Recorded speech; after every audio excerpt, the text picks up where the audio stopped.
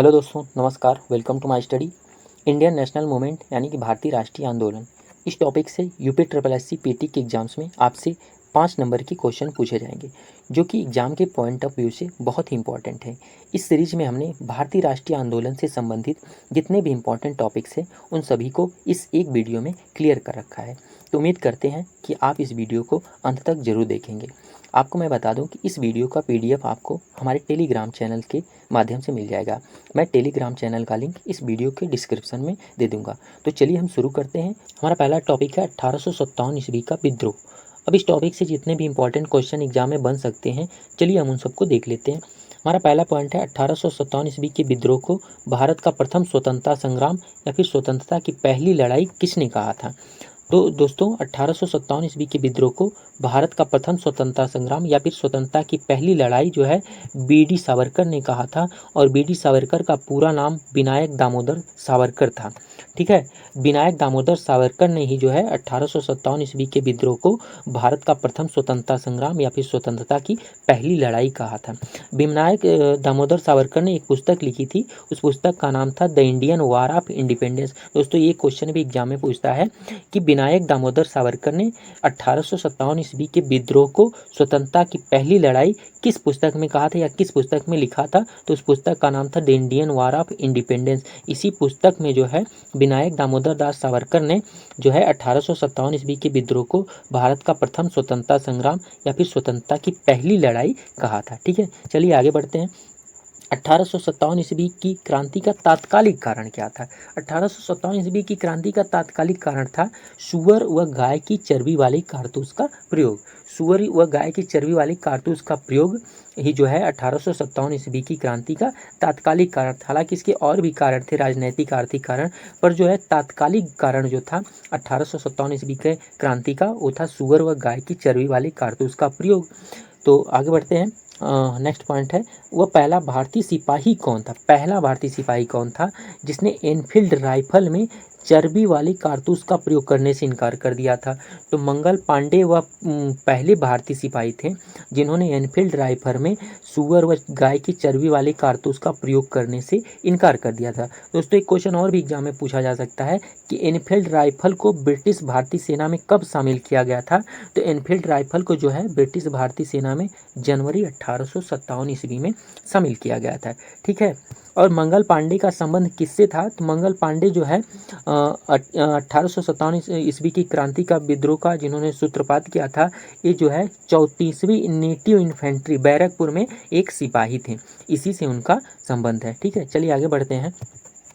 1857 ईस्वी के विद्रोह में किसने सबसे पहले अपना बलिदान दिया। ये सबसे इम्पोर्टेंट है क्योंकि एग्जाम्स में ये क्वेश्चन पूछता है किस भारतीय क्रांतिकारी को सबसे पहले फांसी दी गई। तो मंगल पांडे ऐसे पहले भारतीय क्रांतिकारी थे जिनको 8 अप्रैल 1857 ईस्वी को सबसे पहले फांसी दी गई थी, या इन्होंने सबसे पहले अपना बलिदान दिया था। ठीक है, चलिए आगे देख लेते हैं।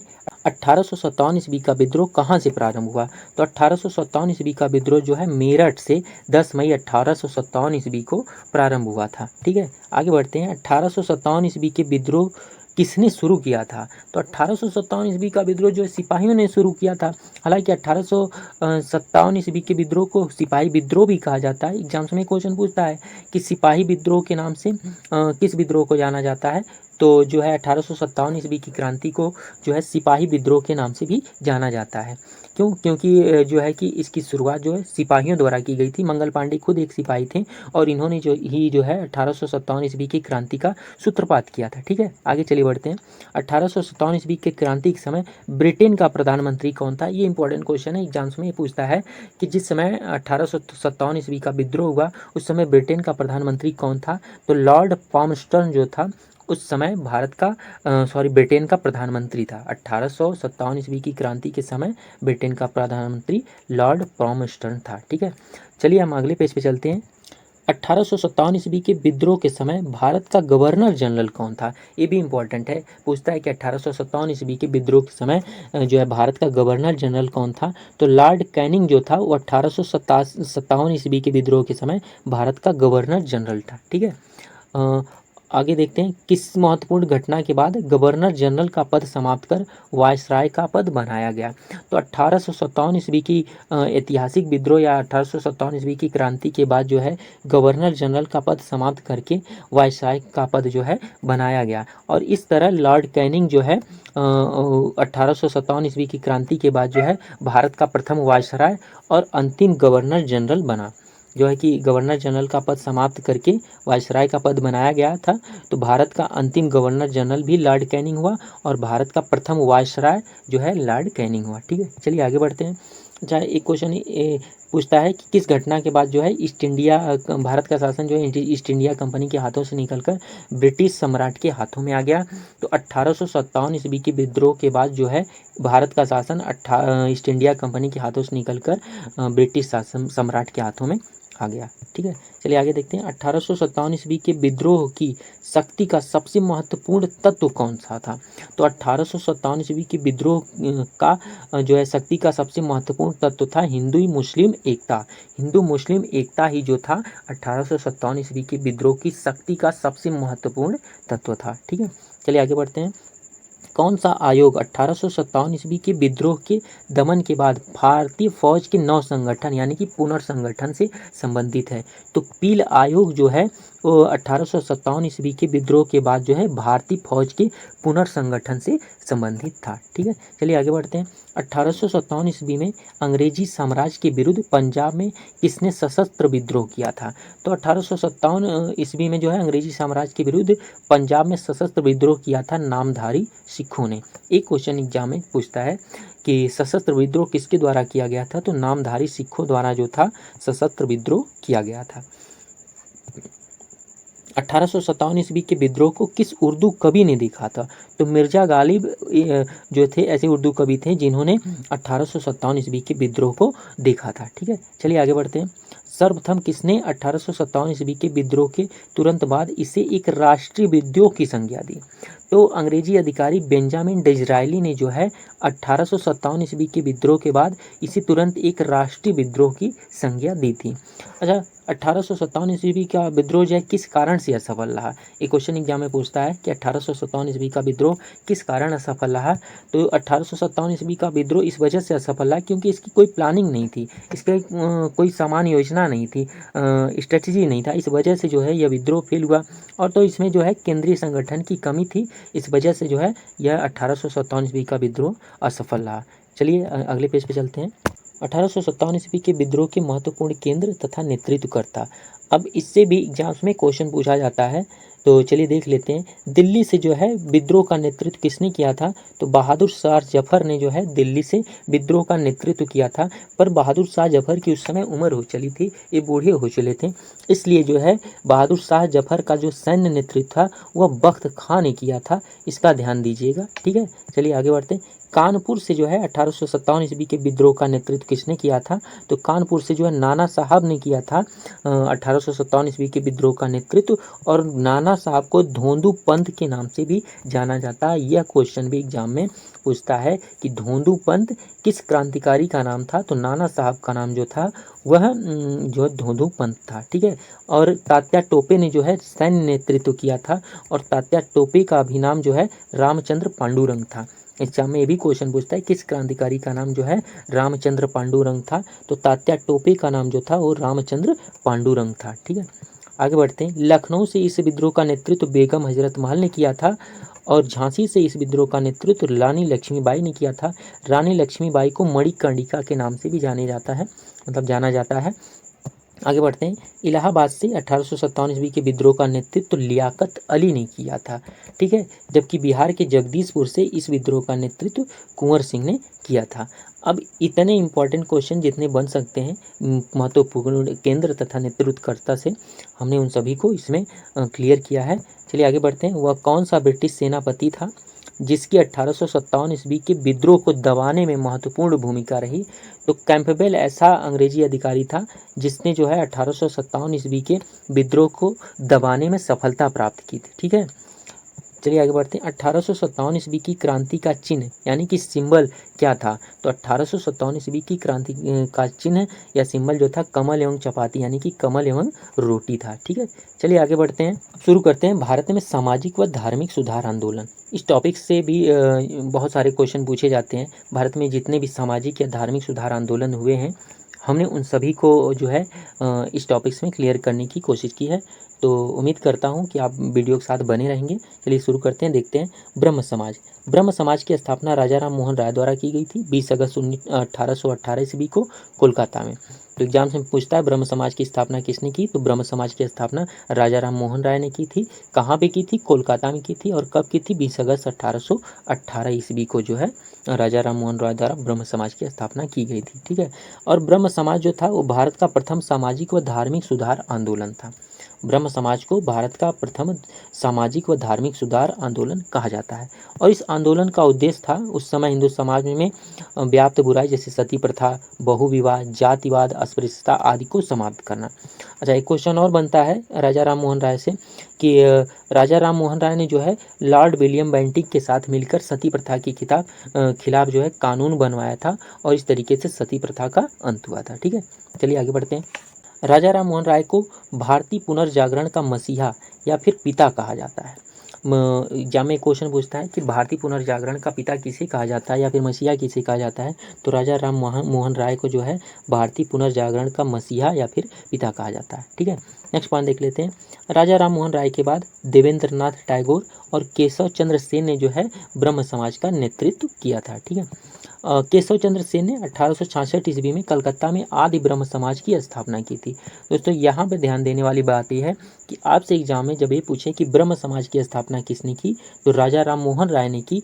और आदि ब्रह्म समाज की स्थापना किसने की?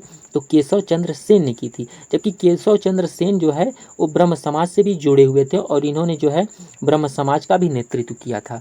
पर जो है आदि ब्रह्म समाज की स्थापना किसने की यदि आपसे पूछा जाए तो केशव चंद्र सेन ने जो है आदि ब्रह्म समाज की स्थापना की, जबकि ब्रह्म समाज का स्थापना जो है राजा राम मोहन राय द्वारा किया गया। ठीक है, आगे बढ़ते हैं। राजा राम मोहन राय द्वारा स्थापित प्रथम संस्था आत्मीय सभा थी। ये भी एग्जाम्स में पूछा जाता है, आत्मीय सभा नामक संस्था की स्थापना किसने की? तो राजा राम मोहन राय ने जो है आत्मीय सभा नामक संस्था की स्थापना की। ठीक है, आगे बढ़ते हैं। ब्रह्म समाज जो था एकेश्वरवाद यानी कि एक ईश्वर की उपासना पर, एक ईश्वर में विश्वास रखता था। इसी सिद्धांत पर जो है ब्रह्म समाज कार्य करता है। ठीक है, आगे बढ़ते हैं। प्रार्थना समाज, तो प्रार्थना समाज की स्थापना किसके द्वारा की गई? आत्मा राम पांडुरंग द्वारा जो है प्रार्थना समाज की स्थापना की गई। कब की गई? 31 मार्च 1867 ईस्वी में महाराष्ट्र में मुंबई में जो है महाराष्ट्र के मुंबई में जो है आत्मा राम पांडुरंग द्वारा प्रार्थना समाज की स्थापना की गई। एग्जाम्स में क्वेश्चन पूछता है कि प्रार्थना समाज की स्थापना किसने की? तो आत्मा राम पांडुरंग ने जो है प्रार्थना समाज की स्थापना की। कहाँ पर की? महाराष्ट्र मुंबई में। और कब की? 31 मार्च 1867 ईस्वी को। ठीक है, चलिए आगे बढ़ते हैं। महादेव गोविंद रानाडे, जी.आर. भंडारकर प्रार्थना समाज के प्रमुख सदस्य थे। और महादेव गोविंद रानाडे को जो है महाराष्ट्र का सुकरात भी कहा जाता है। एग्जाम्स में एक क्वेश्चन आपसे पूछ सकता है कि महाराष्ट्र का सुकरात किसे कहा जाता है? तो महाराष्ट्र का सुकरात जो है महादेव गोविंद रानाडे को जो है महाराष्ट्र का सुकरात भी कहा जाता है। ठीक है, चलिए नेक्स्ट पेज देख लेते हैं। आर्य समाज, आर्य समाज की स्थापना जो है स्वामी दयानंद सरस्वती द्वारा किया गया था। और स्वामी दयानंद सरस्वती का मूल नाम मूलशंकर था। और स्वामी दयानंद सरस्वती ने जो है आर्य समाज की स्थापना 1875 ईस्वी में मुंबई में की थी। एक क्वेश्चन आपसे पूछता है कि स्वामी दयानंद सरस्वती ने किस समाज की या फिर आर्य समाज की स्थापना किसने की? तो आर्य समाज की स्थापना जो है स्वामी दयानंद सरस्वती ने की थी। कब की थी? 1875 ईस्वी में मुंबई में की थी।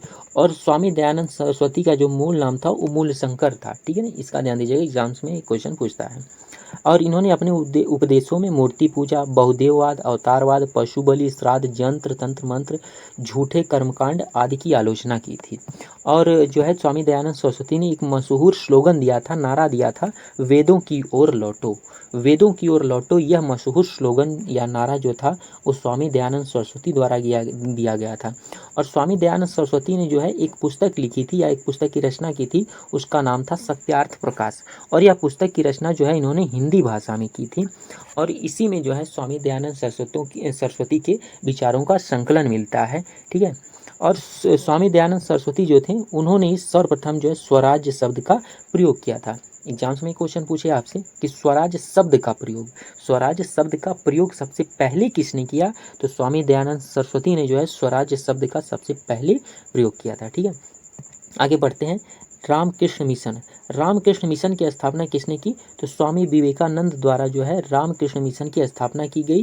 कब की गई, तो 1897 ईस्वी में जो है रामकृष्ण मिशन की स्थापना जो है स्वामी विवेकानंद द्वारा की गई। स्वामी विवेकानंद का नाम नरेंद्र नाथ दत्त भी था।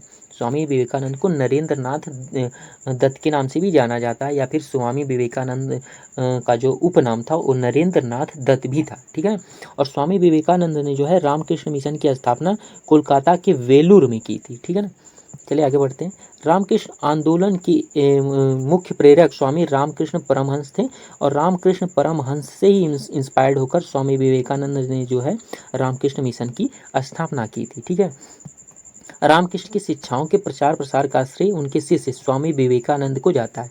स्वामी विवेकानंद जो थे वो रामकृष्ण परमहंस के शिष्य थे। ठीक है, चलिए आगे बढ़ते हैं। 1893 ईस्वी में स्वामी विवेकानंद में शिकागो में हुई प्रथम विश्व धर्म सम्मेलन में भाग लिया था, और इसके बाद जो है इन्होंने भारतीय संस्कृत व दर्शन से पूरी दुनिया को अवगत कराया था। ये क्वेश्चन एग्जाम में पूछा जाता है कि स्वामी विवेकानंद ने जो है शिकागो धर्म सम्मेलन में कब भाग लिया था, तो 1893 ईस्वी में जो है स्वामी विवेकानंद ने शिकागो में हुई प्रथम विश्व धर्म सम्मेलन में भाग लिया था। ठीक है, चलिए आगे बढ़ते हैं। रामकृष्ण हंस का वास्तविक नाम गदाधर चट्टोपाध्याय था। रामकृष्ण परमहंस जो कि स्वामी विवेकानंद के गुरु थे, उनका जो वास्तविक नाम था गदाधर चट्टोपाध्याय था, और इनकी पत्नी का नाम शारदा मणि था। ठीक है, चलिए आगे बढ़ते हैं। स्वामी विवेकानंद ने 1896 ईस्वी में न्यूयॉर्क में वेदांत सोसाइटी का गठन किया था, या वेदांत सोसाइटी की स्थापना की थी। ये क्वेश्चन एग्जाम्स में आपसे पूछा जाता है कि वेदांत सोसाइटी की स्थापना किसने की, तो स्वामी विवेकानंद ने जो है वेदांत सोसाइटी की स्थापना की। कब की, 1896 ईस्वी में। कहाँ, न्यूयॉर्क में। ठीक है, चलिए नेक्स्ट पेज पर चलते हैं। थियोसॉफिकल सोसाइटी की स्थापना 1875 ईस्वी में मैडम ब्लावात्स्की और कर्नल अलकाट द्वारा न्यूयॉर्क यूएसए में की गई थी। ये क्वेश्चन एग्जाम्स में पूछता है कि थियोसॉफिकल सोसाइटी की स्थापना किसने की, तो मैडम ब्लावात्स्की और कर्नल अलकाट द्वारा जो है थियोसॉफिकल सोसाइटी की स्थापना की गई। कब की गई, 1875 ईस्वी में, और कहाँ की गई, न्यूयॉर्क यूएसए में की गई। ठीक है, चलिए आगे बढ़ते हैं। 1882 ईस्वी में इसका मुख्यालय मद्रास के निकट अड्यार में स्थापित किया गया। तो एक क्वेश्चन एग्जाम्स में पूछता है थियोसॉफिकल सोसाइटी का मुख्यालय भारत में कहाँ था, तो मद्रास के अड्यार में स्थापित किया गया था। कब किया गया था, 1882 ईस्वी में जो है थियोसॉफिकल सोसाइटी का मुख्यालय मद्रास के अड्यार में स्थापित किया गया था। नेक्स्ट देख लेते हैं। 1893 ईस्वी में एनी बेसेंट भारत आई और थियोसॉफिकल आंदोलन का नेतृत्व किया था। ठीक है, भारत में इसे व्यापक रूप से फैलाने का श्रेय जो है श्रीमती एनी बेसेंट को जाता है, या एनी बेसेंट को दिया जाता है। अलीगढ़ आंदोलन का नेतृत्व सर सैयद अहमद खान द्वारा किया गया था, और सैयद अहमद खान ने एक पुस्तक लिखी थी जिसका नाम था तहजीब उल अखलाक, और इसी पुस्तक में जो है सर सैयद अहमद खान की सामाजिक विचारों के विषय में जानकारी मिलती है। सर सैयद अहमद खान ने 1875 ईस्वी में आंग मुस्लिम स्कूल की स्थापना की, जिसे मोहम्मदन एंग्लो ओरिएंटल कॉलेज के नाम से भी जाना जाता है। आगे चलकर 1920 ईस्वी में यही स्कूल अलीगढ़ मुस्लिम विश्वविद्यालय के नाम से प्रचलित हुआ, या अलीगढ़ मुस्लिम विश्वविद्यालय के नाम से जाना गया। ठीक है, चलिए आगे बढ़ते हैं, नेक्स्ट पेज पे चलते हैं। यंग बंग आंदोलन, इसका नेतृत्व हेनरी विवियन डेरोजियो द्वारा किया गया। कब किया गया, 1828 ईस्वी में किया गया। और हेनरी विवियन डेरोजियो जो थे वो एक एंग्लो इंडियन थे, और ये जो थे हिंदू कॉलेज कोलकाता में अध्यापक थे। हेनरी विवियन डेरोजियो को जो है आधुनिक भारत का प्रथम राष्ट्रवादी कवि माना जाता है। ठीक है, हेनरी विवियन डेरोजियो ने एकेडमिक एसोसिएशन एवं society for the exhibition of general knowledge की स्थापना की थी। ठीक है, चलिए आगे बढ़ते हैं। अहमदिया आंदोलन का नेतृत्व जो है मिर्जा गुलाम अहमद ने 1889 ईस्वी में किया था, और मिर्जा गुलाम अहमद ने अपनी पुस्तक, इनकी पुस्तक एक थी बराहीन ए अहमदिया, में अपने सिद्धांतों की जो है व्याख्या की है। इससे कभी कभार एग्जाम में क्वेश्चन बनते हैं इन टॉपिक से, चाहे यंग बंग आंदोलन हो, अहमदिया आंदोलन हो, पर कभी कभार एग्जाम में क्वेश्चन जरूर बन जाते हैं, तो इसे आप ध्यान दीजिएगा। अहमदिया आंदोलन का नेतृत्व जो है मिर्ज़ा गुलाम अहमद ने 1889 ईस्वी में किया था, और इन्होंने एक पुस्तक लिखा था बराहीन अहमदिया, और इसी में इनके सिद्धांतों की व्याख्या मिलती है, ठीक है, या व्याख्या की गई है। कुछ अन्य आंदोलन भी हैं जिससे एग्जाम्स में क्वेश्चन पूछे जाते हैं, पर हैं बहुत इंपॉर्टेंट। देख लेते हैं। हमारा पहला पॉइंट है, ज्योतिबा फुले ने जो है सत्यशोधक समाज की स्थापना की थी। ये क्वेश्चन एग्जाम्स में पूछा जाता है कि सत्यशोधक समाज की स्थापना किसने की, तो ज्योतिबा फुले ने जो है सत्यशोधक समाज की स्थापना की। और कब की, तो 1873 ईस्वी में जो है सत्यशोधक समाज की स्थापना ज्योतिबा फुले द्वारा किया गया था। नेक्स्ट देख लेते हैं, दादोबा पांडुरंग। दादोबा पांडुरंग ने जो है 1849 ईस्वी में परमहंस मंडली की स्थापना की थी। तो इससे कभी कभार क्वेश्चन पूछा जाता है, पर इसे आप देख लीजिएगा। 1849 ईस्वी में जो है दादोबा पांडुरंग ने जो है परमहंस मंडली की स्थापना की थी। नेक्स्ट देख लेते हैं, रामास्वामी नायर। रामास्वामी नायकर ने जो है कि अछूतों के पक्ष में आत्मसम्मान आंदोलन की शुरुआत की थी। एक क्वेश्चन एग्जाम में पूछ सकता है, आत्मसम्मान आंदोलन की शुरुआत किसने की, तो आत्मसम्मान आंदोलन की शुरुआत जो है रामास्वामी नायकर ने की थी, ठीक है। चलिए नेक्स्ट पॉइंट देख लेते हैं, अहरार आंदोलन। अहरार आंदोलन की शुरुआत 1910 ईस्वी में की गई थी, और इसके प्रमुख नेता थे मोहम्मद अली, हकीम अजमल खान, हसन इमाम, जफर अली खान, मजहर उल हक आदि इसके प्रमुख नेता थे। पर अहरार आंदोलन की शुरुआत जो है 1910 ईस्वी में की गई थी, ठीक है। नेक्स्ट देख लेते हैं, विष्णु शास्त्री पंडित। ये इंपॉर्टेंट क्वेश्चन है। विष्णु शास्त्री पंडित ने जो है 1850 ईस्वी में विधवा विवाह संघ की स्थापना की थी, ठीक है।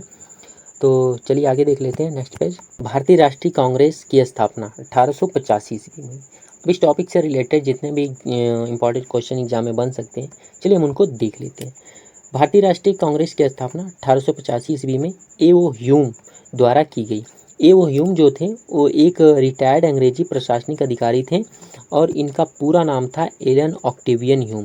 ए.ओ. ह्यूम का पूरा नाम एलन ऑक्टेवियन ह्यूम था, और इन्होंने 1885 ईस्वी में भारतीय राष्ट्रीय कांग्रेस की स्थापना की। कहाँ पर की, तो बॉम्बे में, यानी मुंबई में जो है इन्होंने भारतीय राष्ट्रीय कांग्रेस की स्थापना 1885 ईस्वी में की। अच्छा, भारतीय राष्ट्रीय कांग्रेस के प्रमुख संस्थापकों में से दादा भाई नेहरू जी तथा सर दिनसाई रुलची वाचा भी थे, ठीक है। अब भारतीय राष्ट्रीय कांग्रेस के 4 लगातार अधिवेशन हुए, 1885, 1886 ईस्वी, 1887 ईस्वी, 1888 ईस्वी। अब इससे जो है एग्जाम्स में क्वेश्चन जरूर पूछे जाते हैं। चलिए देख लेते हैं। इसका पहला अधिवेशन हुआ 1885 ईस्वी में मुंबई में, और इस अधिवेशन की अध्यक्षता जो है डब्ल्यू.सी. बनर्जी ने की थी। डब्ल्यू.सी. बनर्जी का पूरा नाम था व्योमेश चंद्र बनर्जी, और इस तरीके से जो है व्योमेश चंद्र बनर्जी जो है भारतीय राष्ट्रीय कांग्रेस के प्रथम अध्यक्ष बने। एग्जाम्स में क्वेश्चन पूछता है कि भारतीय राष्ट्रीय कांग्रेस के प्रथम अध्यक्ष कौन थे, तो डब्ल्यू.सी. बनर्जी जो थे वो भारतीय राष्ट्रीय कांग्रेस के प्रथम अध्यक्ष थे। और इन्होंने किस अधिवेशन की अध्यक्षता की थी, तो मुंबई अधिवेशन की अध्यक्षता जो थी वो व्योमेश चंद्र बनर्जी द्वारा की गई थी। कब की गई थी, 1885 ईस्वी में। या फिर कांग्रेस का प्रथम अधिवेशन कब हुआ, तो 1885 ईस्वी में कांग्रेस का प्रथम अधिवेशन हुआ। या फिर एग्जाम्स में ये भी पूछ सकता है कांग्रेस का प्रथम अधिवेशन कौन सी जगह हुआ, तो मुंबई में इसका प्रथम अधिवेशन हुआ, और इसे कांग्रेस का प्रथम अधिवेशन भी बोलते हैं, ठीक है। चलिए नेक्स्ट देख लेते हैं। 1886 ईस्वी में कांग्रेस का द्वितीय अधिवेशन हुआ। कहाँ पर हुआ, कोलकाता में हुआ। तब वर्तमान समय में इसे कोलकाता बोलते हैं, तब के समय में इसे कलकत्ता के नाम से जाना जाता था। तो कांग्रेस का जो है द्वितीय अधिवेशन कलकत्ता में हुआ, और कब हुआ, 1886 ईस्वी में, और इसकी अध्यक्षता दादा भाई नेहरू जी ने की थी। एग्जाम में क्वेश्चन पूछा है, दादा भाई नेहरू जी ने कांग्रेस के किस अधिवेशन की अध्यक्षता की, तो कांग्रेस के द्वितीय अधिवेशन यानी कि कोलकाता यानी कलकत्ता अधिवेशन की अध्यक्षता 1886 ईस्वी में दादा भाई नेहरू जी ने की थी, ठीक है। चलिए नेक्स्ट देख लेते हैं। 1887 ईस्वी में इसके तृतीय अधिवेशन की अध्यक्षता जो है बदरुद्दीन तैयब जी ने की थी। कहाँ पर, मद्रास में। कांग्रेस के तृतीय अधिवेशन की अध्यक्षता बदरुद्दीन तैयब जी ने की, और बदरुद्दीन जो तैयब जी जो थे वो भारतीय राष्ट्रीय कांग्रेस के प्रथम मुस्लिम अध्यक्ष थे, ठीक है। तो एग्जाम्स में क्वेश्चन पूछता है कि भारतीय राष्ट्रीय कांग्रेस के प्रथम मुस्लिम अध्यक्ष कौन थे, तो जो है बदरुद्दीन तैयब जी जो थे वो भारतीय राष्ट्रीय कांग्रेस के प्रथम मुस्लिम अध्यक्ष थे, और इन्होंने जो है मद्रास अधिवेशन की अध्यक्षता की थी। कब की थी, 1887 ईस्वी में की थी, ठीक है। चलिए आगे बढ़ते हैं। 1888 ईस्वी में इलाहाबाद अधिवेशन यानी कि इसके चतुर्थ अधिवेशन की जो है अध्यक्षता जॉर्जियुल द्वारा की गई और जॉर्जियुल प्रथम अंग्रेज अध्यक्ष थे। तो एग्जाम्स में ये क्वेश्चन पूछता है कि भारतीय राष्ट्रीय कांग्रेस के जो है प्रथम अंग्रेज अध्यक्ष कौन थे, तो जॉर्जियुल जो है भारतीय राष्ट्रीय कांग्रेस के प्रथम अंग्रेज अध्यक्ष थे। और इन्होंने कौन से अधिवेशन की अध्यक्षता की थी, तो इलाहाबाद अधिवेशन की अध्यक्षता इन्होंने 1888 ईस्वी में की थी। ठीक है, तो चलिए आगे बढ़ते हैं। भारतीय राष्ट्रीय कांग्रेस का पहला अधिवेशन मुंबई में हुआ और मुंबई में यह जो है गोकुलदास तेजपाल संस्कृत महाविद्यालय में हुआ था। और इस अधिवेशन की प्रथम अध्यक्षता जो है व्योमेश चंद्र बनर्जी ने की थी और इसमें कुल 72 प्रतिनिधियों ने भाग लिया था। ये एग्जाम्स में क्वेश्चन पूछता है कि जो है कांग्रेस के प्रथम अधिवेशन में कुल कितने प्रतिनिधियों ने भाग ली थी, तो जो है 72 प्रतिनिधियों ने इसमें भाग लिया था। ठीक है, और व्योमेश चंद्र बनर्जी जो है कांग्रेस के प्रथम अधिवेशन की अध्यक्षता की थी और कांग्रेस का प्रथम अधिवेशन कहाँ पर हुआ था, मुंबई में गोकुलदास तेजपाल संस्कृत महाविद्यालय में इसके प्रथम अधिवेशन का जो है कि आयोजन किया गया था। ठीक है, आगे बढ़ते हैं। भारतीय राष्ट्रीय कांग्रेस की स्थापना के समय भारत का वायसराय लॉर्ड डफरिन था। ये क्वेश्चन पूछता है कि जिस समय भारतीय राष्ट्रीय कांग्रेस की स्थापना हुई उस समय भारत का वायसराय कौन था, तो भारत का वायसराय उस समय लॉर्ड डफरिन था। ठीक है, चलिए आगे बढ़ते हैं। बंगाल विभाजन 1905 ईस्वी। अब बंगाल विभाजन से जितने भी इंपॉर्टेंट क्वेश्चन एग्जाम्स में बन सकते हैं, चलिए उनको देख लेते हैं। बंगाल विभाजन की घोषणा कब की गई, तो 19 जुलाई 1905 ईस्वी को जो है बंगाल विभाजन की घोषणा की गई। और बंगाल विभाजन की घोषणा किसके द्वारा किया गया, तो बंगाल विभाजन का घोषणा जो भारत के तत्कालीन वायसराय लॉर्ड कर्जन के द्वारा किया गया था। तो इसे आप ध्यान रखिएगा कि बंगाल विभाजन कब किया गया था, 1905 ईस्वी में, 19 जुलाई 1905 ईस्वी में। और उस समय भारत का जो है वायसराय कौन था, लॉर्ड कर्जन जो था उस समय भारत का वायसराय था और इसी के द्वारा जो है बंगाल विभाजन की घोषणा की गई थी। ठीक है, चलिए आगे बढ़ते हैं। बंगाल विभाजन कब से प्रभावी हुआ, यानी कि बंगाल विभाजन जो है कब से प्रभावी हुआ, तो 16 अक्टूबर 1905 ईस्वी से जो है बंगाल विभाजन पूर्ण रूप से प्रभावी हुआ। और बंगाल विभाजन के विरोध में 16 अक्टूबर 1905 ईस्वी को कौन सा दिवस मनाया जाता है, तो शोक दिवस उस दिन मनाया जाता है। शोक दिवस 16 अक्टूबर 1905 ईस्वी को, जिस दिन बंगाल विभाजन प्रभावी हुआ उसी दिन जो है बंगाल में 16 अक्टूबर 1905 ईस्वी को शोक दिवस के रूप में मनाया गया। ठीक है, इतिहास में बंगाल विभाजन को जो बंग भंग के नाम से भी जाना जाता है। इतिहास में बंगाल विभाजन को बंग भंग के नाम से भी जाना जाता है। ठीक है, चलिए आगे बढ़ते हैं। बंगाल विभाजन के खिलाफ 7 अगस्त 1905 ईस्वी में कलकत्ता के टाउन हॉल में एक विशाल मीटिंग आयोजित की गई, यानी कि एक बैठक आयोजित की गई जिसमें स्वदेशी आंदोलन यानी कि स्वदेशी मूवमेंट की घोषणा की गई। और इस मूवमेंट की अध्यक्षता जो है सुरेंद्र नाथ बनर्जी ने की, या फिर इस मूवमेंट का स्वदेशी आंदोलन का नेतृत्व जो है सुरेंद्र नाथ बनर्जी द्वारा किया गया था। ठीक है, चलिए आगे बढ़ते हैं। स्वदेशी आंदोलन के अवसर पे ही रविंद्रनाथ टैगोर ने कौन सा गीत लिखा था, अमार सोनार बांग्ला। अमर सोनार बांग्ला नामक गीत जो है रविंद्रनाथ टैगोर ने स्वदेशी आंदोलन के अवसर पर लिखा था। और बाद में यही गीत जो है अमर सोनार बांग्ला आगे चल के बांग्लादेश का जो है राष्ट्रीय गीत बना। ठीक है, चलिए आगे बढ़ते हैं। 1906 ईस्वी में कलकत्ता में हुए कांग्रेस के अधिवेशन की अध्यक्षता जो है दादा भाई नेहरू ने पहली बार स्वराज की मांग प्रस्तुत की थी। यानी कि 1906 ईस्वी में जो कलकत्ता में अधिवेशन हुआ उस अधिवेशन की अध्यक्षता करते हुए दादा भाई नेहरू ने जो है स्वराज की मांग की थी। ठीक है, आगे बढ़ते हैं। स्वदेशी एवं बहिष्कार आंदोलन के फलस्वरूप बंगाल विभाजन को कब रद्द कर दिया गया, तो 1911 ईस्वी में जो है स्वदेशी एवं बहिष्कार आंदोलन के स्वरूप बंगाल विभाजन को 1911 ईस्वी में रद्द कर दिया गया और उस समय भारत का वायसराय लॉर्ड हार्डिंग द्वितीय था। इसे ध्यान दीजिएगा, आपसे पूछ सकता है एग्जाम्स में, बंगाल विभाजन जब रद्द किया गया उस समय भारत का वायसराय कौन था, तो लॉर्ड हार्डिंग द्वितीय उस समय भारत का वायसराय था। और बंगाल विभाजन कब रद्द किया गया, 1911 ईस्वी में बंगाल विभाजन रद्द किया गया। चलिए आगे बढ़ते हैं। मुस्लिम लीग की स्थापना जो है 1906 ईस्वी में हुई। अब मुस्लिम लीग की स्थापना से जितने भी इंपॉर्टेंट क्वेश्चन एग्जाम में बन सकते हैं, चलिए हम उनको देख लेते हैं। पहला क्वेश्चन है मुस्लिम लीग की स्थापना कब हुई, तो मुस्लिम लीग की स्थापना जो है 30 दिसंबर 1906 को हुई। कहाँ पर हुई, ढाका में हुई। ढाका वर्तमान में बांग्लादेश में पड़ता है और यहीं पर जो है 30 दिसंबर 1906 ईस्वी को ऑल इंडिया मुस्लिम लीग की स्थापना हुई। ठीक है, वर्ष 1947 ईस्वी के बाद जब पाकिस्तान का गठन हो गया तो ऑल इंडिया मुस्लिम लीग को जो है बदलकर मुस्लिम लीग कर दिया गया। ठीक है, चलिए आगे देखते हैं। मुस्लिम लीग के प्रमुख नेता कौन है, दूसरा क्वेश्चन एग्जाम में बन सकता है कि मुस्लिम लीग के प्रमुख नेता कौन है, तो मुस्लिम लीग के जो है संस्थापकों में से आगा खां और सलीमुल्लाह खां जो प्रमुख थे। और सलीमुल्लाह खां जो थे मुस्लिम लीग के संस्थापक व अध्यक्ष थे, जबकि इसके प्रथम अधिवेशन की अध्यक्षता मुश्ताक हुसैन ने की थी। एग्जाम्स में क्वेश्चन आपसे पूछा जा सकता है कि मुस्लिम लीग के प्रथम अधिवेशन की अध्यक्षता किसने की, तो मुस्लिम लीग के प्रथम अधिवेशन की अध्यक्षता जो है मुश्ताक हुसैन ने की थी। ठीक है, चलिए आगे बढ़ते हैं। मुस्लिम लीग का उद्देश्य क्या था, आखिर मुस्लिम लीग का जो है उद्देश्य क्या था और मुस्लिम लीग क्यों बनाया गया। तो मुस्लिम लीग का उद्देश्य था कि मुस्लिमों को भारत में अलग आरक्षण मिले और जो है कि भारत को हिंदू राष्ट्र बनने से रोकना, मुसलमानों में भाईचारा और एकता कायम रखना और इस्लाम के अनुसार जीवन पद्धति को बनाना, यह मुस्लिम लीग का जो है प्रमुख उद्देश्य था। तो इसे आप देख लीजिएगा। ठीक है, चलिए आगे बढ़ते हैं। नेक्स्ट क्वेश्चन है, मुस्लिम लीग को जो है पृथक निर्वाचन का अधिकार कब मिला। तो मुस्लिम लीग को जो है पृथक निर्वाचन का अधिकार 1909 ईस्वी में मार्ले मिंटो सुधार के द्वारा प्रदान किया गया था, या फिर मुस्लिम लीग को जो है पृथक निर्वाचन का अधिकार 1909 ईस्वी में मार्ले मिंटो सुधार के द्वारा प्रदान किया गया। ठीक है, अच्छा, मुस्लिम लीग ने जो है अपने लिए या मुसलमानों के लिए जो है पृथक निर्वाचन की मांग कब की थी, तो इसने जो है मुस्लिम लीग ने अपने अमृतसर के अधिवेशन में 1908 ईस्वी में जो है मुसलमानों के लिए अलग पृथक निर्वाचन मंडल की मांग की थी। और इस अधिवेशन की अध्यक्षता किसने की थी, तो इस अधिवेशन की अध्यक्षता आगा खां ने की थी।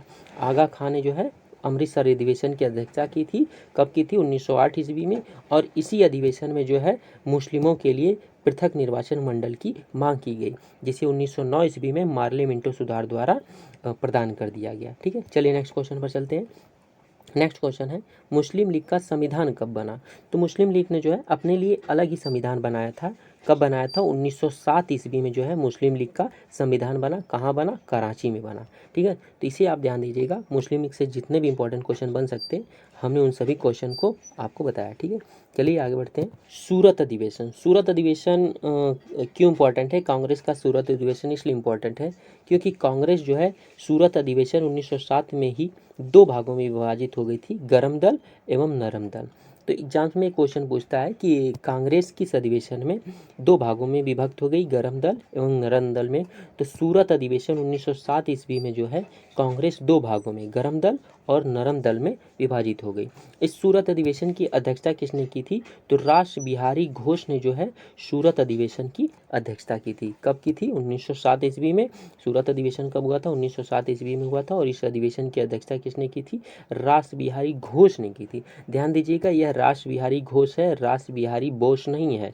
रास बिहारी बोस जो थे उन्होंने जो है कि आज़ाद हिंद फौज की स्थापना की थी, जबकि रास बिहारी घोष ने जो है वह सूरत अधिवेशन की अध्यक्षता की थी 1907 ईस्वी में। ठीक है, तो चलिए आगे बढ़ते। सूरत अधिवेशन के बाद गरम दल का नेतृत्व बाल गंगाधर तिलक, लाला लाजपत राय एवं बिपिन चंद्र पाल ने किया।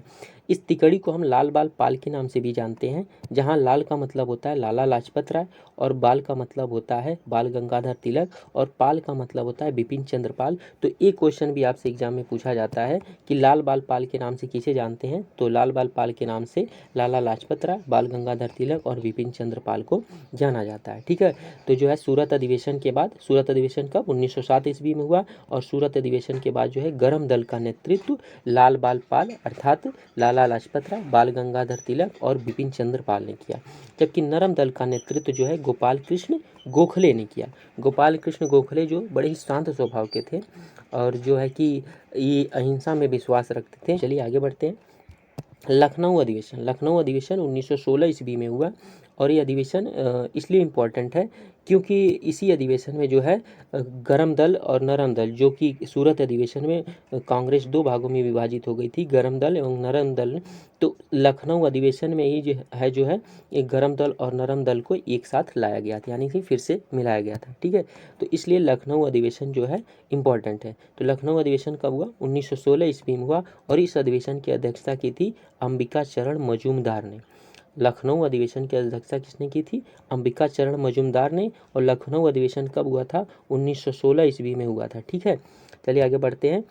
1916 ईस्वी के लखनऊ अधिवेशन में कांग्रेस के गरम दल और नरम दल को एक साथ लाया गया था। ठीक है, लखनऊ अधिवेशन में स्वराज प्राप्ति का भी प्रस्ताव पारित किया गया था। क्वेश्चन एग्जाम में पूछेगा कि किस अधिवेशन में जो है स्वराज्य प्राप्ति का प्रस्ताव पारित किया गया था।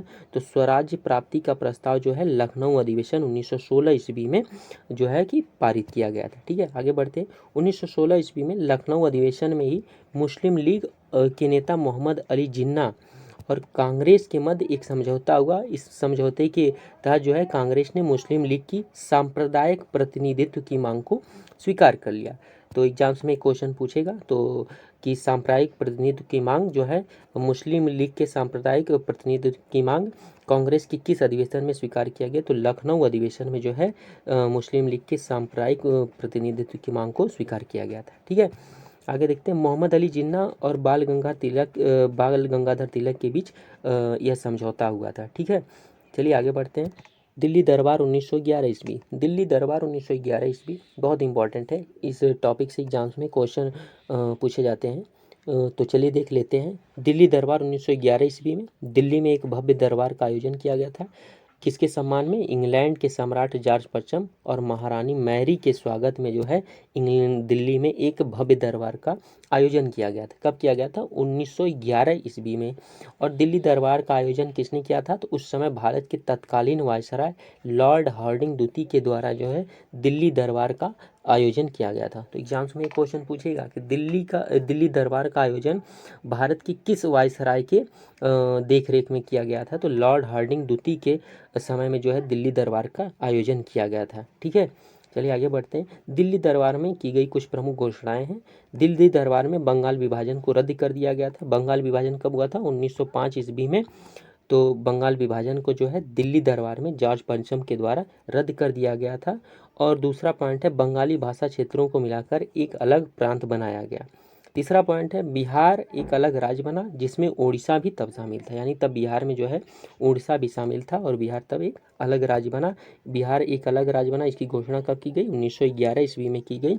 तो इस तरीके से जो है बिहार एक अलग राज्य बना। ठीक है, नेक्स्ट है भारत की राजधानी कलकत्ता से जो है दिल्ली स्थानांतरित की गई और 1912 ईस्वी से दिल्ली जो है भारत की राजधानी बनी। ठीक है, 1911 ईस्वी में जो है इंग्लैंड के सम्राट जॉर्ज पंचम ने यह घोषणा की कि जो है कि भारत की राजधानी कलकत्ता से दिल्ली स्थानांतरित की जाएगी और 1912 ईस्वी में जो है भारत की राजधानी दिल्ली बनी। ठीक है, चलिए आगे बढ़ते हैं। होम रूल लीग आंदोलन। होम रूल लीग आंदोलन की शुरुआत 1916 ईस्वी में करी गई और दो लोगों ने जो है होम रूल लीग आंदोलन की शुरुआत करी। पहले थे बाल गंगाधर तिलक और दूसरे थे एनी बेसेंट। तो एक एक करके हम देख लेते हैं। बाल गंगाधर तिलक का होम रूल लीग। बाल गंगाधर तिलक ने होम रूल लीग की स्थापना अप्रैल 1916 ईस्वी में महाराष्ट्र पूना में की थी। एग्जाम्स में क्वेश्चन बनता है कि बाल गंगाधर तिलक ने होम रूल लीग की स्थापना कब करी? तो बाल गंगाधर तिलक ने जो है होम रूल लीग की स्थापना अप्रैल 1916 ईस्वी में महाराष्ट्र पूना में करी। कब करी? अप्रैल 1916 ईस्वी में महाराष्ट्र पूना में करी। जबकि एनी बेसेंट के होम रूल लीग की स्थापना सितंबर 1916 ईस्वी में मद्रास में करी गई। ठीक है, चलिए आगे बढ़ते हैं। इसकी शाखाएं कर्नाटक, मध्य प्रांत, बिहार में खोली गई। इसे 6 शाखाओं में संगठित किया गया। किसे? बाल गंगाधर तिलक के होम रूल लीग की शाखाएं मध्य प्रांत, कर्नाटक और बिहार में खोली गई और इसे 6 शाखाओं में संगठित किया गया। स्वराज की मांग, भाषाई प्रांतों की स्थापना तथा शिक्षा के प्रचार प्रसार को जो है बाल गंगाधर तिलक के होम रूल लीग ने अपना मुख्य लक्ष्य घोषित किया था। ठीक है, चलिए आगे बढ़ते। एनी बेसेंट का home rule league. Annie Besant ने सितंबर 1916 ईस्वी में मद्रास में होम रूल लीग की स्थापना करी। जबकि बाल गंगाधर तिलक ने अप्रैल 1916 ईस्वी में महाराष्ट्र के पूना में जो है होम रूल लीग की स्थापना करी और एनी बेसेंट ने जो है सितंबर 1916 ईस्वी में मद्रास में होम रूल लीग की स्थापना करी। ठीक है, चलिए आगे बढ़ते हैं। मद्रास के अतिरिक्त लगभग पूरे भारत में इसकी शाखाएं खोली गईं। इसकी लगभग 200 शाखाएं थी। यानी कि एनी बेसेंट के होम रूल लीग की लगभग 200 शाखाएं थी। ठीक है, आगे बढ़ते हैं। जॉर्ज अरुंडेल को इस लीग का संगठन सचिव नियुक्त किया गया था। किसको? जॉर्ज अरुंडेल को जो है एनी बेसेंट के होम रूल लीग का संगठन सचिव नियुक्त किया गया था। यद्यपि बेसेंट की लीग का संगठन तिलक की होम रूल लीग की तुलना में काफ़ी कमज़ोर था। यानी कि जो है एनी बेसेंट का होम रूल लीग जो था वो बाल गंगाधर तिलक के होम रूल लीग की तुलना में काफ़ी कमज़ोर था, किंतु इसमें सदस्यों की संख्या काफ़ी ज़्यादा थी। यानी कि एनी बेसेंट के होम रूल लीग में जो है सदस्यों की संख्या बहुत ही ज़्यादा थी। ठीक है, बेसेंट की लीग में अरुणडेल के अलावा BM वाडिया एवं CP रामास्वामी अय्यर ने भी महत्वपूर्ण भूमिका निभाई थी। और एनी बेसेंट को जो है कांग्रेस की पहली महिला अध्यक्ष श्रीमती एनी बेसेंट को बनाया गया था। इन्हें जो है 1917 ईस्वी में कलकत्ता अधिवेशन में जो है कांग्रेस का अध्यक्ष जो है बनाया गया था। तो एग्जाम्स में क्वेश्चन पूछता है कि भारतीय राष्ट्रीय कांग्रेस की पहली महिला अध्यक्ष कौन थी। तो भारतीय राष्ट्रीय कांग्रेस की पहली महिला अध्यक्ष जो थी वो श्रीमती एनी बेसेंट थी, और इन्होंने जो है 1917 ईस्वी में कलकत्ता अधिवेशन की अध्यक्षता की थी। ठीक है, तो इसे ध्यान दीजिएगा, बहुत इंपॉर्टेंट है। एग्जाम से में पूछता है कि भारतीय राष्ट्रीय कांग्रेस की पहली महिला अध्यक्ष कौन थी। तो भारतीय राष्ट्रीय कांग्रेस की पहली महिला अध्यक्ष श्रीमती एनी बेसेंट थी, और इन्होंने जो है 1917 ईस्वी में कलकत्ता अधिवेशन की अध्यक्षता की थी। ठीक है, चलिए आगे बढ़ते हैं। गांधी युग से रिलेटेड बहुत सारे क्वेश्चन एग्जाम में पूछते हैं, तो चलिए हम देख लेते हैं। गांधी जी का जन्म 2 अक्टूबर 1869 ईस्वी को गुजरात के पोरबंदर में हिंदू परिवार में हुआ था। इनके पिताजी का नाम था करमचंद गांधी और इनके माता का नाम पुतलीबाई था, और इनके माता पिता ने जो है इनका नाम मोहनदास रखा था, और इस तरह से गांधी जी का पूरा नाम मोहनदास करमचंद गांधी पड़ा। ठीक है, तो गांधी जी का जन्म कब हुआ? 2 अक्टूबर 1869 ईस्वी को कहाँ हुआ? गुजरात के पोरबंदर में जो है गांधी जी का जन्म हुआ, और इनके पिताजी का नाम क्या था? करमचंद गांधी। एग्जाम्स में पूछता है कि गांधी जी के पिताजी का क्या नाम था या फिर माता जी का क्या नाम था। तो गांधी जी के पिताजी का नाम करमचंद गांधी था और इनकी माता का नाम पुतलीबाई था। ठीक है, और 2 अक्टूबर को, प्रतिवर्ष 2 अक्टूबर को गांधी जी का जो है जन्म दिवस या गांधी जी के जन्म दिवस को जो है 2 अक्टूबर को मनाया जाता है। ठीक है, चलिए आगे बढ़ते हैं।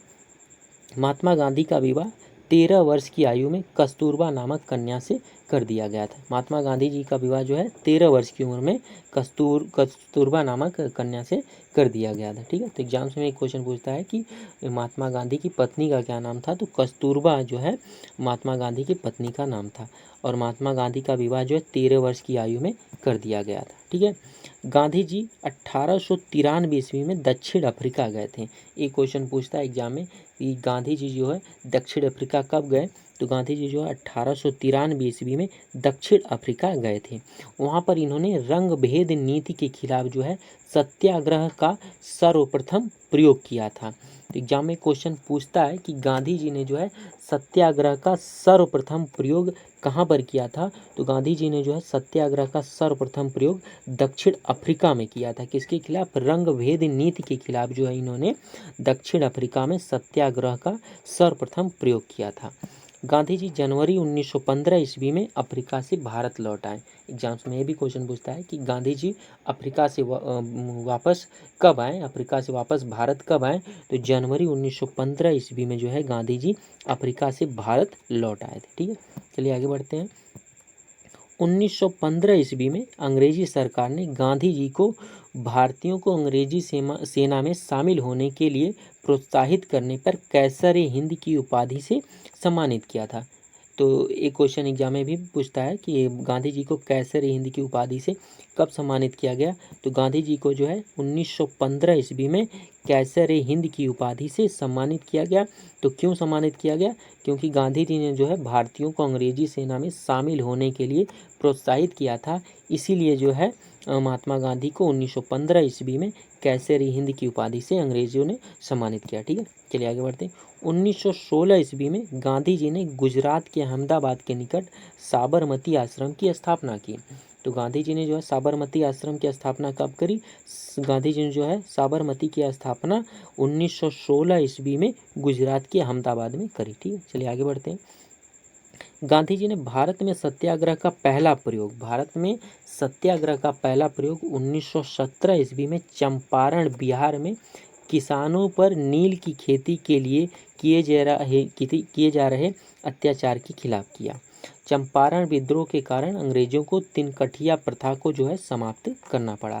तो एग्जाम्स में क्वेश्चन पूछता है कि गांधी जी ने भारत में सत्याग्रह का प्रयोग कब किया, तो 1917 ईस्वी में चंपारण बिहार में किसानों पर नील की खेती के लिए किए जा रहे अत्याचार के खिलाफ किया। और जो है गांधी जी, अगर कोई एग्जाम्स में क्वेश्चन पूछे कि गांधी जी ने जो है सबसे पहले सर्वप्रथम जो है सत्याग्रह का प्रयोग कहाँ किया, तो दक्षिण अफ्रीका में किया। और जब एग्जाम्स में ये पूछे कि भारत में सत्याग्रह का पहला प्रयोग कब किया, तो 1917 ईस्वी में चंपारण बिहार में किया। क्यों किया? किसानों पर नील की खेती के लिए किए जा रहे अत्याचार के खिलाफ जो है गांधी जी ने भारत में सत्याग्रह का पहला प्रयोग 1917 ईस्वी में चंपारण बिहार में किया। ठीक है। और इसी चंपारण विद्रोह के कारण जो है अंग्रेजों को तिनकठिया प्रथा या फिर तिनकठिया कानून को जो है समाप्त करना पड़ा था। ठीक है, चलिए आगे बढ़ते हैं। गांधी जी ने पहली बार भूख हड़ताल 1918 ईस्वी में अहमदाबाद मिल मजदूरों के समर्थन में की थी। एग्जाम्स में ये भी क्वेश्चन पूछता है कि गांधी जी ने पहली बार भूख हड़ताल कब करी थी, तो गांधी जी ने पहली बार भूख हड़ताल 1918 ईस्वी में अहमदाबाद मिल मजदूरों के समर्थन में की थी। तो जब एग्जाम्स में क्वेश्चन पूछे कि गांधी जी ने सबसे पहली बार सत्याग्रह का यानी कि सर्वप्रथम सत्याग्रह का प्रयोग कब किया, तो दक्षिण अफ्रीका में किया। और गांधी जी ने जो है भारत में सत्याग्रह का प्रयोग कब किया, तो 1917 ईस्वी में चंपारण बिहार में किसानों पर नील की खेती के लिए किए जा रहे अत्याचार के खिलाफ किया। और एग्जाम्स में ये पूछे कि गांधी जी ने पहली बार भूख हड़ताल कब किया, तो गांधी जी ने पहली बार भूख हड़ताल 1918 ईस्वी में अहमदाबाद मिल मजदूरों के समर्थन में किया था। ठीक है, चलिए आगे बढ़ते हैं। गांधी जी ने 1918 ईस्वी में गुजरात के खेड़ा जिले में कर नहीं आंदोलन चलाया था। ठीक है, तो एग्जाम्स में अगर ये क्वेश्चन आपसे पूछे कि गांधी जी ने कर नहीं आंदोलन कब चलाया था, तो 1918 ईस्वी में गुजरात के खेड़ा जिले में चलाया था। ठीक है, आगे बढ़ते हैं। 30 जनवरी 1948 ईस्वी को नई दिल्ली के बिरला भवन में नाथूराम गोडसे द्वारा गोली मारकर गांधी जी की हत्या कर दी गई। एग्जाम से में एक क्वेश्चन पूछता है कि गांधी जी की हत्या कब करी गई, तो 30 जनवरी 1948 ईस्वी को गांधी जी की हत्या करी गई। किसके द्वारा? नाथूराम गोडसे द्वारा जो है गांधी जी को गोली मारकर हत्या कर दी गई। कहाँ पर? नई दिल्ली के बिरला भवन में। ठीक है, चलिए आगे बढ़ते हैं। रॉलेट एक्ट, रॉलेट एक्ट बहुत इंपॉर्टेंट है और ये question railway, SSC, UP triple SC के बहुत सारे एग्जाम्स में पूछा गया है और इससे रिलेटेड जितने भी इंपॉर्टेंट क्वेश्चन बन सकते हैं, चलिए हम उनको देख लेते हैं। तो रॉलेट एक्ट कब आया था, तो रॉलेट एक्ट जो है 1919 ईस्वी में आया था। चलिए देखते हैं। रॉलेट एक्ट 18 मार्च 1919 ईस्वी को भारत की ब्रिटिश सरकार द्वारा भारत में उभर रहे राष्ट्रीय आंदोलन को कुचलने के उद्देश्य से निर्मित किया गया कानून था। यानी कि रॉलेट एक्ट भारत में इसलिए लाया गया था ताकि भारत में उभर रहे राष्ट्रीय आंदोलन को दबाया जा सके। इसीलिए रॉलेट एक्ट जो है 1919 ईस्वी को भारत में जो है कि लाया गया था। ठीक है, चलिए आगे बढ़ते हैं। यह कानून सर सिडनी रॉलेट की अध्यक्षता में सेडिसन समिति की सिफारिशों के आधार पर बनाया गया था। तो एग्जाम में ये क्वेश्चन पूछता है रॉलेट एक्ट को किस समिति के सिफारिशों पर बनाया गया था, तो सेडिसन समिति के सिफारिशों पर जो है रॉलेट एक्ट को 1919 में लाया गया था। और इस रॉलेट एक्ट की अध्यक्षता किसने की थी? सर सिडनी रॉलेट ने इस रॉलेट एक्ट की अध्यक्षता की थी, यानी इस कानून की अध्यक्षता की थी। ठीक है, रॉलेट एक्ट का सरकारी नाम क्या था, तो रॉलेट एक्ट का सरकारी नाम था अराजक और क्रांतिकारी अपराध अधिनियम 1919। ठीक है, और the anarchical and revolutionary crime act of 1919। ठीक है, तो यह था रॉलेट एक्ट का सरकारी नाम। एग्जाम्स में पूछा जाता है कि रॉलेट एक्ट का सरकारी नाम या दस्तावेजिकल नाम क्या है, तो रॉलेट एक्ट का जो है सरकारी नाम अराजक और क्रांतिकारी अपराध अधिनियम 1919 था। ठीक है, चलिए आगे बढ़ते हैं। तो इस एक्ट के द्वारा अंग्रेज सरकार जो है जिसको जब चाहे बिना मुकदमा चलाए जेल में बंद रख सकती थी। इस एक्ट को बिना अपील, बिना वकील, बिना दलील का कानून भी कहा जाता है। क्यों कहा जाता है? क्योंकि बिना अपील, बिना वकील, बिना दलील के जो है किसी को भी अंग्रेजी सरकार बिना मुकदमा चलाए जेल में बंद रख सकती थी। तो इसीलिए इस कानून को जो है बिना अपील, बिना वकील और बिना दलील का कानून भी कहा गया। एक एग्जाम में क्वेश्चन पूछता है कि किस कानून को बिना अपील, बिना वकील और बिना दलील का कानून कहा जाता है, तो रॉलेट एक्ट को जो है बिना अपील, बिना वकील और बिना दलील का कानून भी कहा जाता है। रॉलेट एक्ट कब आया था? 1919 ईस्वी में रॉलेट एक्ट आया था। इसकी अध्यक्षता किसने की थी? तो सर सिडनी रॉलेट ने इसकी अध्यक्षता की थी। और रॉलेट एक्ट को किस समिति की सिफारिशों पर लागू किया गया था? तो सेडिसन समिति की सिफारिशों पर जो है रॉलेट एक्ट 1919 में लाया गया था। ठीक है, चलिए आगे बढ़ते हैं। इस एक्ट को काला अधिनियम या आतंकवाद अपराध अधिनियम के नाम से भी जाना जाता है। रॉलेट एक्ट को काला अधिनियम और आतंकवादी अपराध अधिनियम के नाम से भी जाना जाता है। ठीक है, चलिए आगे बढ़ते हैं। रॉलेट एक्ट के विरोध में गांधी जी ने 6 अप्रैल 1919 ईस्वी को देश में हड़ताल करवाई थी। यानी पूरे देश में जो है रॉलेट एक्ट के खिलाफ गांधी जी ने 6 अप्रैल 1919 ईस्वी को देशव्यापी हड़ताल करवाई थी। ठीक है, तो जितने भी रॉलेट एक्ट से एग्जाम में क्वेश्चन बन सकते हैं हमने उन सब पे डिस्कस किया। चलिए आगे बढ़ते हैं। दोस्तों उम्मीद करता हूँ कि यह वीडियो आपको पसंद आ रही होगी। यदि ये वीडियो आपको पसंद आ रही है तो इसे लाइक करें और साथ में शेयर भी करें। और यदि आप हमारे चैनल पर नए हैं तो हमारे चैनल को सब्सक्राइब भी करें और बेल आइकन को भी प्रेस करें। चलिए देखते हैं, आगे बढ़ते हैं। जलियांवाला बाग हत्याकांड 1919 ईस्वी में। जलियांवाला बाग हत्याकांड कब हुआ? 1919 ईस्वी में हुआ। और क्यों हुआ? तो रॉलेट एक्ट के विरोध में जो है लोग जगह जगह जनसभाएं आयोजित कर रहे थे। इसी दौरान क्या है, अंग्रेजी सरकार ने जो है पंजाब के लोकप्रिय नेता सैफुद्दीन किचलू तथा डॉक्टर सत्यपाल को गिरफ्तार कर लिया। और इन्हीं के गिरफ्तारी के विरोध में जो है 13 अप्रैल 1919 ईस्वी को अमृतसर के जलियांवाले बाग में एक जनसभा आयोजित की गई। क्यों आयोजित की गई थी? क्योंकि डॉक्टर सैफुद्दीन किचलू और डॉक्टर सत्यपाल की गिरफ्तारी के विरोध में जो है ये जनसभा 13 अप्रैल 1919 ईस्वी को अमृतसर के जलियांवाले बाग में आयोजित की जा रही थी। और इसी जनसभा पे जो है जनरल डायर ने गोली चलवा दी और इसमें जो है सैकड़ों लोग मारे गए। ठीक है, तो जलियांवाला बाग हत्याकांड कब हुआ? 13 अप्रैल 1919 ईस्वी में। एक क्वेश्चन एग्जाम में पूछता है कि जलियांवाला बाग हत्याकांड कब हुआ? तो जलियांवाला बाग हत्याकांड 13 अप्रैल 1919 ईस्वी में हुआ। इसे ध्यान दीजिएगा। ठीक है, और जलियांवाले बाग हत्याकांड में किसने जनसभा पर गोली चलवाई थी? लोगों पर, निहत्थे लोगों पर गोली चलवाई थी जनरल डायर ने। ठीक है ना, इसे ध्यान दीजिएगा। चलिए आगे बढ़ते हैं। जलियांवाला बाग हत्याकांड में हंसराज नामक ये आदमी जो था बहुत ही गद्दार आदमी था और इसी आदमी ने जो है जनरल डायर का सहयोग किया था। तो ये एग्जाम भी क्वेश्चन में पूछता है कि जलियांवाले बाग हत्याकांड में किस व्यक्ति ने जो है जनरल डायर का सहयोग किया था? तो हंसराज नामक व्यक्ति ने जो है कि जनरल डायर का सहयोग किया था। इसे तो मैं गद्दार बोलता हूँ, इसलिए मैंने यहाँ ब्रैकेट में गद्दार लिख रखा है। तो जो हंसराज था ये भारतीय गद्दार था, इसने ही जो था जनरल डायर का सहयोग किया था जलियांवाले बाग हत्याकांड में। ठीक है, चलिए आगे बढ़ते हैं। इस कांड के विरोध स्वरूप रविंद्रनाथ टैगोर ने अपनी नाइटहुड की उपाधि, महात्मा गांधी ने कैसर-ए-हिंद की उपाधि तथा जमनालाल बजाज ने राय बहादुर की उपाधि को वापस लौटा दिया था या फिर त्याग दिया था। ये क्वेश्चन एग्जाम में पूछता है कि गांधी जी ने किस कांड के विरोध में जो है अपनी कैसर-ए-हिंद की उपाधि को त्याग दिया था? तो जो है जलियांवाले बाग हत्याकांड के विरोध में जो है गांधी जी ने अपनी कैसर-ए-हिंद और रविंद्रनाथ टैगोर ने नाइटहुड और जमनालाल बजाज ने राय बहादुर की उपाधि को त्याग दिया था। ठीक है, चलिए आगे बढ़ते हैं। जलियांवाला बाग जो था वो जल्ली नामक व्यक्ति की संपत्ति थी। यानी कि जलियांवाला बाग जो था वो जल्ली नामक व्यक्ति का संपत्ति था। ठीक है, आगे बढ़ते हैं। जलियांवाले बाग हत्याकांड के समय भारत का वायसराय लॉर्ड चैम्सफोर्ड था। ये भी क्वेश्चन एग्जाम में पूछता है कि जिस समय जलियांवाला बाग हत्याकांड हुआ उस समय भारत का वायसराय कौन था? तो उस समय भारत का वायसराय लॉर्ड चैम्सफोर्ड था। ठीक है, उम्मीद करता हूँ इस टॉपिक से जितने भी इंपॉर्टेंट क्वेश्चन थे हमने समझाने की कोशिश की। तो चलिए आगे बढ़ते हैं। खिलाफत आंदोलन 1919 ईस्वी। खिलाफत आंदोलन 1919 ईस्वी, और ये 1919 ईस्वी इसलिए बहुत इंपॉर्टेंट है क्योंकि 1919 ईस्वी में ऐसी कुछ प्रमुख घटनाएं हुई थी, जैसे कि रॉलेट एक्ट 1919 ईस्वी में आया था, जलियांवाला बाग हत्याकांड 1919 ईस्वी में हुआ था और खिलाफत आंदोलन भी जो है 1919 ईस्वी में हुआ था। तो इसे आप एक साथ याद कर सकते हैं। रॉलेट एक्ट कब आया? 1919 ईस्वी में। और जलियांवाला बाग हत्याकांड कब हुआ? 13 अप्रैल 1919 को। और खिलाफत आंदोलन कब हुआ? तो 1919 ईस्वी में। ये तीनों एक साथ आप ध्यान रख सकते हैं। चलिए आगे बढ़ते हैं। खिलाफत आंदोलन का मुख्य उद्देश्य क्या था? तो खिलाफत आंदोलन का मुख्य उद्देश्य था तुर्की के खलीफा के पद को पुनः स्थापित करना तथा वहाँ के धार्मिक क्षेत्रों से प्रतिबंध को हटाना। ठीक है, आगे बढ़ते हैं। 19 अक्टूबर 1919 ईस्वी को पूरे देश में खिलाफत दिवस मनाया गया। एक क्वेश्चन एग्जाम में पूछता है कि भारत में खिलाफत दिवस कब मनाया गया, तो 19 अक्टूबर 1919 ईस्वी को जो है भारत में खिलाफत दिवस मनाया गया था। ठीक है, आगे बढ़ते हैं।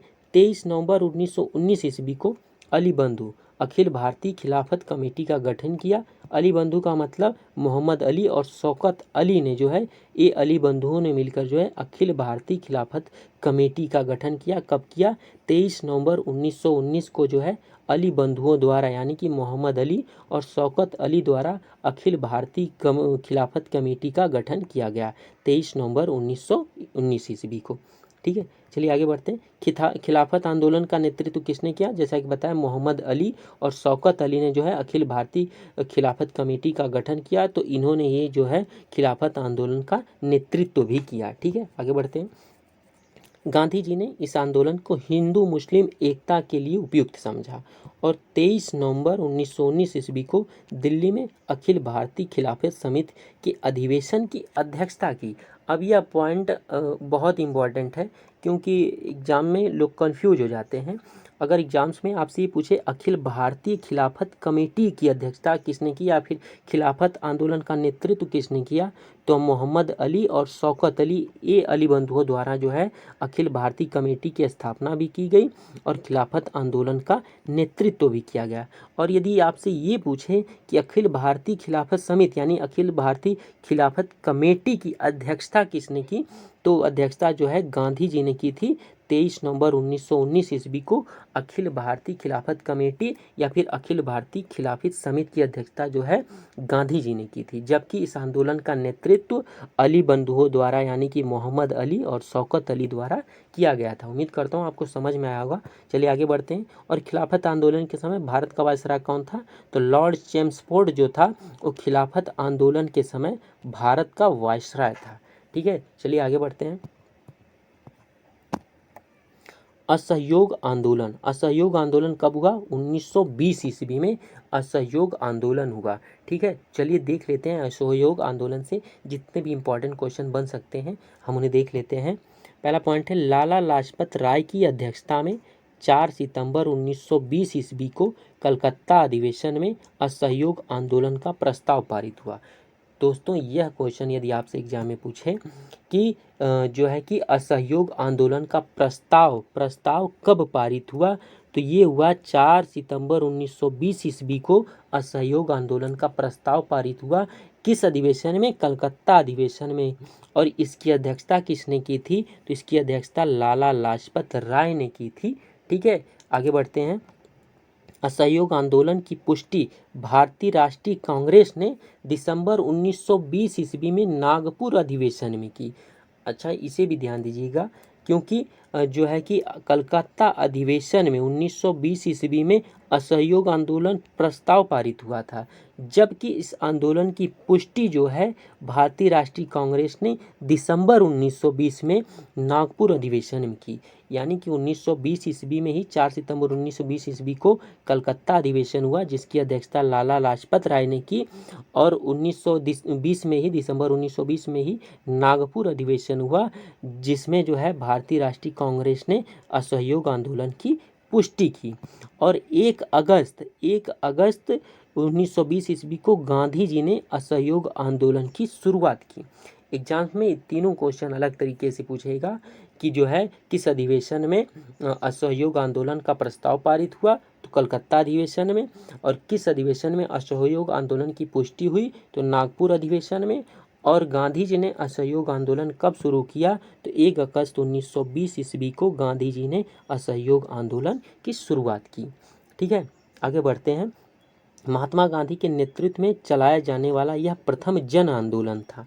ठीक है, आगे बढ़ते हैं। इस आंदोलन के दौरान विद्यार्थियों द्वारा शिक्षण संस्थाओं का बहिष्कार किया गया, वकीलों द्वारा न्यायालयों का बहिष्कार किया गया। एग्जाम्स में क्वेश्चन पूछता है कि किस आंदोलन के दौरान जो है विद्यार्थियों द्वारा शिक्षण संस्थाओं का बहिष्कार, वकीलों द्वारा न्यायालयों का बहिष्कार किया गया, तो असहयोग आंदोलन के दौरान जो है विद्यार्थियों द्वारा शिक्षण संस्थाओं का बहिष्कार और वकीलों द्वारा न्यायालयों का बहिष्कार किया गया। असहयोग आंदोलन कब हुआ? 1920 ईस्वी में। इसकी शुरुआत किसने की? गांधी जी ने की। कब की? 1 अगस्त 1920 ईस्वी को। ठीक है, चलिए आगे बढ़ते हैं। मोहम्मद अली को असहयोग आंदोलन में सबसे पहले गिरफ्तार किया गया था। तो मोहम्मद अली कौन थे? अभी मैंने बताया कि मोहम्मद अली ने जो है खिलाफत कमेटी की गठन किया था। मोहम्मद अली यानी कि अली बंधुओं द्वारा जो है खिलाफत कमेटी का गठन किया गया था। तो जो है मोहम्मद अली को जो है असहयोग आंदोलन में सबसे पहले गिरफ्तार किया गया था। ये क्वेश्चन एग्जाम में पूछता है कि असहयोग आंदोलन में जो है सबसे पहले किस व्यक्ति को गिरफ्तार किया गया? तो मोहम्मद अली को जो है सबसे पहले असहयोग आंदोलन में गिरफ्तार किया गया। ठीक है, चलिए आगे बढ़ते हैं। उत्तर प्रदेश के गोरखपुर जिले में स्थित चौरा चौरी में 5 फरवरी 1922 ईस्वी को प्रदर्शनकारी ने भीड़ द्वारा पुलिस के 22 जवानों को थाने के अंदर जिंदा जला दिया और इसी घटना से आहत होकर गांधी जी ने 12 फरवरी 1922 ईस्वी को असहयोग आंदोलन वापस ले लिया। तो ये भी क्वेश्चन चौरा चौरी कांड जो है बहुत इंपॉर्टेंट है। तो चौरी चौरा कांड से एग्जाम्स में क्वेश्चन पूछता है कि चौरी चौरा कांड कब हुआ? तो ये 5 फरवरी 1922 ईस्वी को हुआ। कहाँ पर हुआ? तो गोरखपुर में एक जगह है, उत्तर प्रदेश के गोरखपुर में एक जगह है चौरी चौरा, वहीं पर यह कांड हुआ था। और यहाँ पे क्या किया था? प्रदर्शनकारी भीड़ ने 22 जवानों को जो है थाने के अंदर जिंदा जला दिया था और इसी घटना से आहत होकर गांधी जी ने जो है 12 फरवरी 1922 ईस्वी को असहयोग आंदोलन वापस ले लिया था। ठीक है, चलिए आगे बढ़ते हैं। गांधी जी को 13 मार्च 1922 ईस्वी को राजद्रोह के आरोप में गिरफ्तार कर लिया गया और गांधी जी को 6 वर्षों की जेल की सजा सुना दिया गया, परंतु जो है स्वास्थ्य संबंधी कारणों की वजह से इन्हें 5 फरवरी 1924 ईस्वी को रिहा कर दिया गया, यानी लगभग 2 साल बाद जो है गांधी जी को छोड़ दिया गया था। ठीक है, आगे बढ़ते।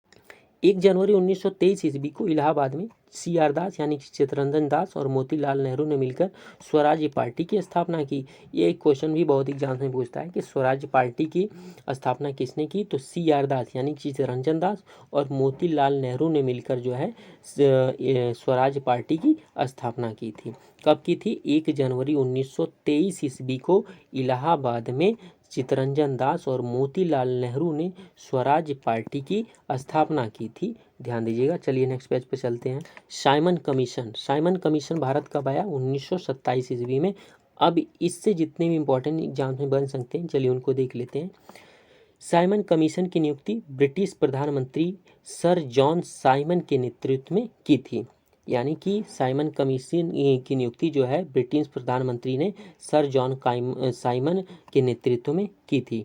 इस कमीशन में 7 सदस्य थे जो सभी ब्रिटेन के संसद के मनोनीत सदस्य थे। इसीलिए जो है साइमन कमीशन को श्वेत कमीशन या फिर व्हाइट मैन कमीशन भी कहा गया। क्यों? क्योंकि जो है साइमन कमीशन के 7 सदस्यों में थे, सातों के सातों जो थे वो अंग्रेज थे, यानी ब्रिटिश संसद के थे। ठीक है, चलिए आगे बढ़ते हैं। 8 नवंबर 1927 ईस्वी को साइमन आयोग की स्थापना की घोषणा हुई। साइमन कमीशन 3 फरवरी 1928 ईस्वी को भारत बम्बई आया।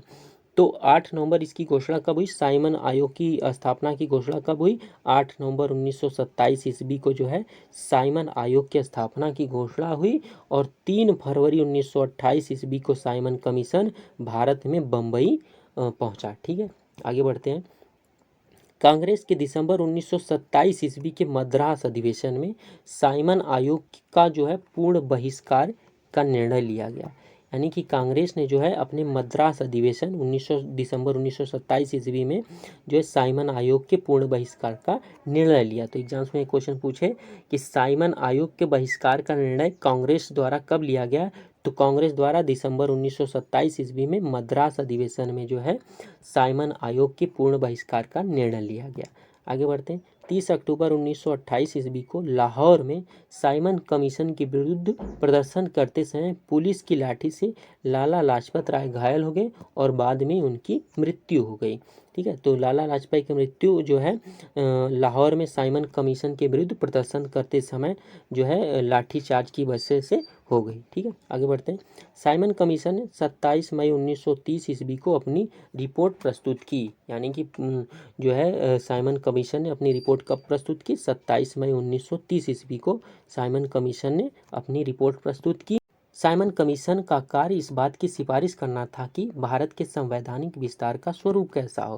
यानी कि साइमन कमीशन का कार्य था कि वो भारत के संवैधानिक विस्तार का स्वरूप कैसा हो इसकी जांच परख करे, और इसी को जो है साइमन कमीशन ने 27 मई 1930 ईस्वी को अपनी रिपोर्ट प्रस्तुत की। ठीक है, आगे बढ़े। साइमन कमीशन का विरोध नहीं करने वाले दो दल थे, मद्रास की जस्टिस पार्टी और पंजाब की यूनियनिस्ट पार्टी ने जो है साइमन कमीशन का विरोध नहीं किया था। ठीक है, चलिए आगे बढ़ते हैं। नेहरू रिपोर्ट 1928 ईस्वी। नेहरू रिपोर्ट कब आई थी? 1928 ईस्वी में आई थी। अब इससे जितने भी इंपॉर्टेंट क्वेश्चन बन सकते हैं, चलिए हम उनको देख लेते हैं। कांग्रेस ने जब साइमन कमीशन का बहिष्कार करने का आह्वान किया, तब भारत के वर्तमान सचिव लॉर्ड बर्केनहेड ने 24 नवंबर 1927 ईस्वी में भारतीयों के सामने यह चुनौती रख दी कि वे एक ऐसे संविधान का निर्माण कर ब्रिटिश संसद के सामने पेश करें जिससे सभी दलों का समर्थन और सहमति प्राप्त हो। शायद ब्रिटिशों को ये पता था कि भारतीय एकमत होकर कभी भी अपने देश के लिए संविधान नहीं बना सकते, इसीलिए जो है उन्होंने भारतीयों के सामने यह चुनौती रखी कि भाई साहब एक काम करिए, आप लोग भारतीयों के लिए खुद एक ऐसे संविधान का निर्माण करें और निर्माण करके ब्रिटिश संसद के सामने पेश करें, और उसमें भी आपको सभी दलों का समर्थन हो, सहमति प्राप्त हो। ठीक है, तो इसीलिए 19 मई 1928 ईस्वी को बम्बई में पंडित मोतीलाल नेहरू की अध्यक्षता में भारतीय संविधान के प्रारूप को तैयार करने के लिए 8 सदस्यीय समिति का गठन किया गया। तो 1928 ईस्वी में बम्बई में पंडित मोतीलाल नेहरू ने जो है इसकी अध्यक्षता करते हुए भारतीय संविधान के प्रारूप को तैयार करने की घोषणा की, और इन्होंने 8 सदस्यीय एक समिति गठित की। ठीक है, चलिए आगे बढ़ते हैं। इसी समिति ने अगस्त 1928 ईस्वी में जो है प्रस्तावित संविधान का प्रारूप जो है प्रस्तुत किया, और इस प्रारूप को ही जो है नेहरू रिपोर्ट कहकर संबोधित किया गया। ठीक है, तो उम्मीद करता हूँ आपको समझ में आया होगा। चलिए आगे बढ़ते हैं। लाहौर अधिवेशन 1929 ईस्वी। ये अधिवेशन बहुत इंपॉर्टेंट है, इससे एग्जाम में क्वेश्चन पूछता है। क्यों इंपॉर्टेंट है?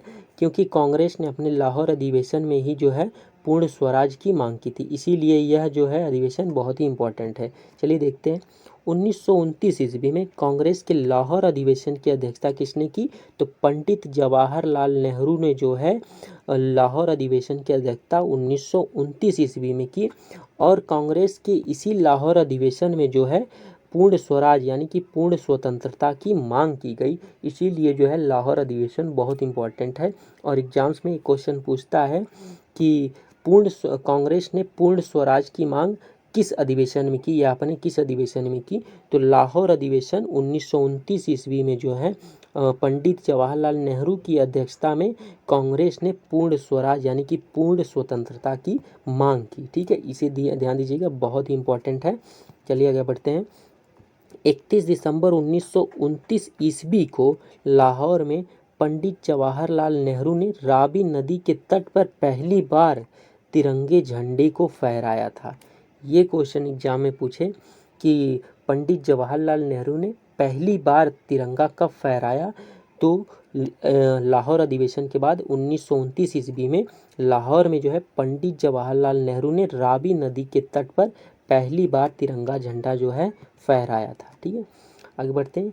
इसी अधिवेशन में 26 जनवरी 1930 ईस्वी को, यानी कि इसी अधिवेशन के बाद जो है 26 जनवरी 1930 ईस्वी में प्रथम स्वाधीनता दिवस जो है मनाया गया, यानी 26 जनवरी 1930 को भारत का पहला स्वाधीनता दिवस मनाया गया था। ठीक है, चलिए आगे बढ़ते हैं। सविनय अवज्ञा आंदोलन 1930 ईस्वी। सविनय अवज्ञा आंदोलन की शुरुआत 1930 ईस्वी में करी गई। अब इस टॉपिक से जितने भी इंपॉर्टेंट क्वेश्चन बन सकते हैं, चलिए हम उन्हें देख लेते हैं। महात्मा गांधी ने भारत के तत्कालीन वायसराय लॉर्ड इरविन के समक्ष 13 जनवरी 1930 ईस्वी को एक 11 सूत्री प्रस्ताव रखा, और इसी 11 सूत्री प्रस्ताव पर विचार न करने के कारण 6 अप्रैल 1930 ईस्वी को गांधी जी ने सविनय अवज्ञा आंदोलन की शुरुआत करी। ध्यान दीजिएगा, एग्जाम में क्वेश्चन पूछता है कि गांधी जी ने सविनय अवज्ञा आंदोलन की शुरुआत कब करी, तो 6 अप्रैल 1930 ईस्वी को गांधी जी ने जो है सविनय अवज्ञा आंदोलन की शुरुआत करी, और इसी दिन जो है 6 अप्रैल 1930 ईस्वी को ही गांधी जी जो है दांडी पहुंचकर इन्होंने नमक कानून तोड़ा था। ठीक है, चलिए आगे बढ़ते हैं। 12 मार्च 1930 ईस्वी को गांधी जी ने 79 स्वयंसेवकों के साथ साबरमती आश्रम से 322 किलोमीटर दूर दांडी तक पैदल यात्रा की, यानी कि दांडी मार्च किया। इससे एग्जाम्स में क्वेश्चन पूछता है कि महात्मा गांधी ने जो है दांडी मार्च कब प्रारंभ किया, तो 12 मार्च 1930 ईस्वी को जो है महात्मा गांधी ने दांडी मार्च प्रारंभ किया और 79 स्वयंसेवकों के साथ इन्होंने साबरमती आश्रम से यात्रा प्रारंभ की थी। यह यात्रा लगभग 322 किलोमीटर लंबी थी और इन्होंने जो है दांडी तक यह यात्रा की थी और यह यात्रा लगभग 24 दिनों की थी। 24 दिनों के बाद 6 अप्रैल 1930 ईस्वी को गांधी जी ने जो है दांडी पहुंचकर नमक कानून तोड़ा था। ठीक है, इस घटना को जो है नमक आंदोलन के नाम से भी जाना जाता है। ठीक है, चलिए आगे बढ़ते हैं। सुभाष चंद्र बोस ने गांधी जी के नमक आंदोलन की तुलना नेपोलियन के एल्बा से पेरिस यात्रा से की। सुभाष चंद्र बोस ने जो है गांधी जी के नमक आंदोलन की तुलना नेपोलियन के एल्बा से पेरिस यात्रा से की। ध्यान दीजिएगा, इससे एग्जाम में क्वेश्चन पूछता है कि सुभाष चंद्र बोस ने गांधी जी के किस आंदोलन की तुलना जो है नेपोलियन के एल्बा से पेरिस यात्रा से की। तो गांधी जी के नमक आंदोलन की तुलना जो है सुभाष चंद्र बोस ने नेपोलियन के एल्बा से पेरिस यात्रा से की। ठीक है, चलिए आगे बढ़ते हैं। 5 मार्च 1931 ईस्वी को महात्मा गांधी और इरविन के बीच एक समझौता हुआ जिसे गांधी इरविन पैक्ट के नाम से भी जाना जाता है और इसी समझौते के बाद गांधी जी ने जो है सविनय अवज्ञा आंदोलन स्थगित कर दिया गया था और इस समझौता को यानी गांधी इरविन समझौता को दिल्ली समझौता के नाम से भी जाना जाता है। ठीक है, चलिए आगे बढ़ते हैं। साइमन कमीशन, लाहौर अधिवेशन, पूर्ण स्वराज की मांग, सविनय अवज्ञा आंदोलन, प्रथम गोलमेज सम्मेलन, इन सब के टाइम पे जो है भारत का वायसराय लॉर्ड इरविन था। ठीक है, इसे ध्यान दीजिएगा, एग्जाम्स में क्वेश्चन पूछता है कि साइमन कमीशन जिस समय भारत आया था उस समय भारत का वायसराय कौन था, तो लॉर्ड इरविन था। सविनय अवज्ञा आंदोलन के समय भारत का वायसराय कौन था, तो लॉर्ड इरविन था।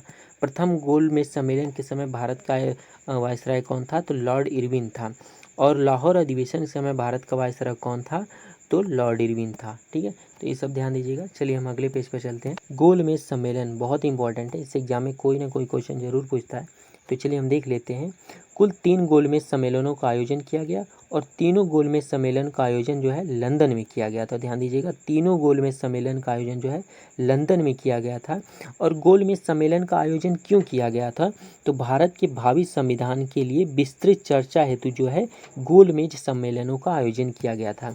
कुल 3 गोलमेज सम्मेलन हुए। पहला गोलमेज सम्मेलन 1930 ईस्वी में, दूसरा 1931 ईस्वी में और तीसरा गोलमेज सम्मेलन जो है 1932 ईस्वी में हुआ। ठीक है, चलिए देखते हैं।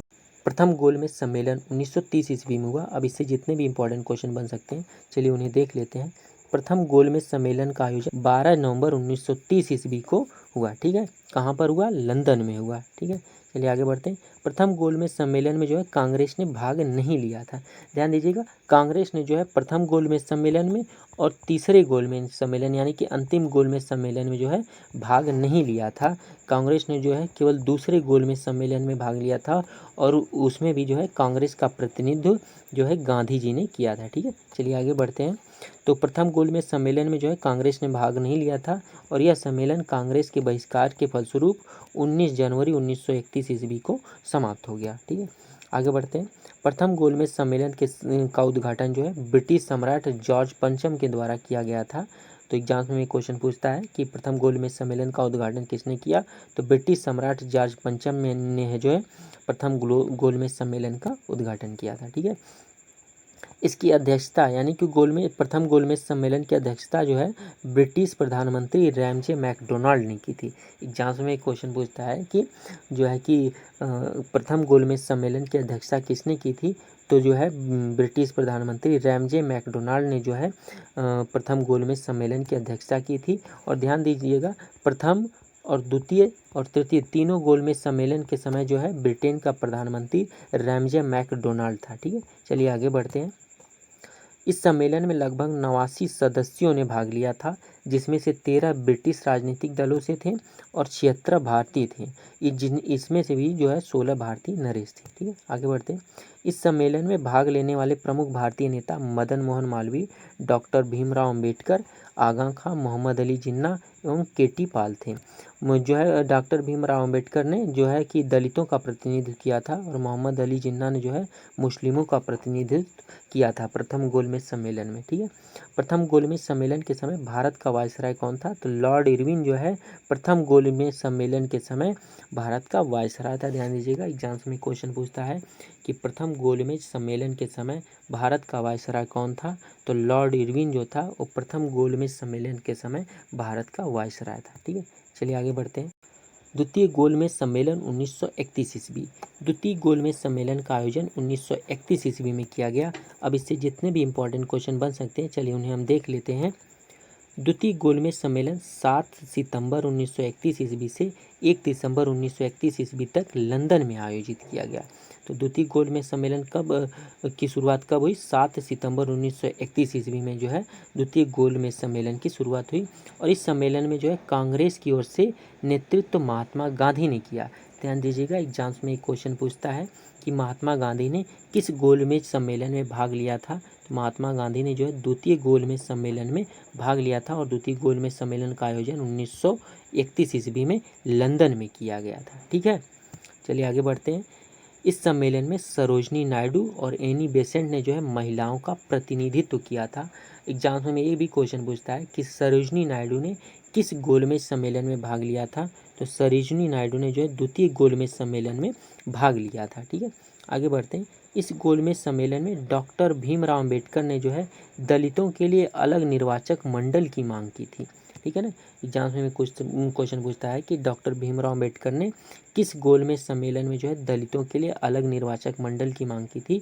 और ये भी ध्यान दीजिएगा, डॉक्टर भीमराव अंबेडकर जो थे उन्होंने जो है प्रथम, द्वितीय और तृतीय तीनों गोलमेज सम्मेलन में जो है भाग लिया था। ठीक है, चलिए आगे बढ़ते हैं। यह सम्मेलन सांप्रदायिक समस्या पर विवाद के कारण असफल रहा, जिससे गांधी जी ने वापस भारत आकर 3 जनवरी 1932 ईस्वी को सविनय अवज्ञा आंदोलन फिर से प्रारंभ कर दिया। और यह सविनय अवज्ञा आंदोलन का द्वितीय चरण था। ठीक है, तो सविनय अवज्ञा आंदोलन फिर से कब प्रारंभ हुआ? 3 जनवरी 1932 ईस्वी को जो है महात्मा गांधी जब द्वितीय गोलमेज सम्मेलन से वापस आए तो इन्होंने जो है 3 जनवरी 1932 ईस्वी को जो है सविनय अवज्ञा आंदोलन फिर से प्रारंभ कर दिया। आगे बढ़ते हैं। द्वितीय गोलमेज सम्मेलन के समय भारत का वायसराय लॉर्ड विलिंगटन था। ध्यान दीजिएगा, मैंने बताया था कि प्रथम गोलमेज सम्मेलन के समय जो भारत का वायसराय लॉर्ड इरविन था और द्वितीय गोलमेज सम्मेलन और तृतीय गोलमेज सम्मेलन के समय भारत का वायसराय लॉर्ड विलिंगटन था। ठीक है, ध्यान दीजिएगा, आगे बढ़ते हैं। इसी गोलमेज सम्मेलन में विंस्टन चर्चिल ने जो है गांधी जी को देशद्रोही फकीर, अर्धनग्न फकीर कहकर जो है मजाक उड़ाया था। अर्धनग्न फकीर मतलब अधनंगा फकीर कहकर उनका मजाक उड़ाया था। ठीक है, आगे बढ़ते हैं। दोनों गोलमेज सम्मेलन प्रथम और द्वितीय में भाग लेने वाले एक भारतीय थे, मदन मोहन मालवीय। मदन मोहन मालवीय ने जो है दोनों गोलमेज सम्मेलन प्रथम और द्वितीय दोनों गोलमेज सम्मेलन में जो है भाग लिया था। ठीक है, चलिए आगे बढ़ते हैं। तृतीय गोलमेज सम्मेलन 1932 ईस्वी। तीसरा गोलमेज सम्मेलन जो है 1932 ईस्वी में आयोजित किया गया। चलिए इससे जितने भी इंपॉर्टेंट क्वेश्चन बन सकते हैं उन्हें हम देख लेते हैं। तृतीय गोलमेज सम्मेलन 17 नवंबर 1932 ईस्वी से 24 दिसंबर 1932 ईस्वी तक लंदन में आयोजित किया गया। ठीक है, आगे बढ़ते हैं। तृतीय गोलमेज सम्मेलन में कांग्रेस ने भाग नहीं लिया था।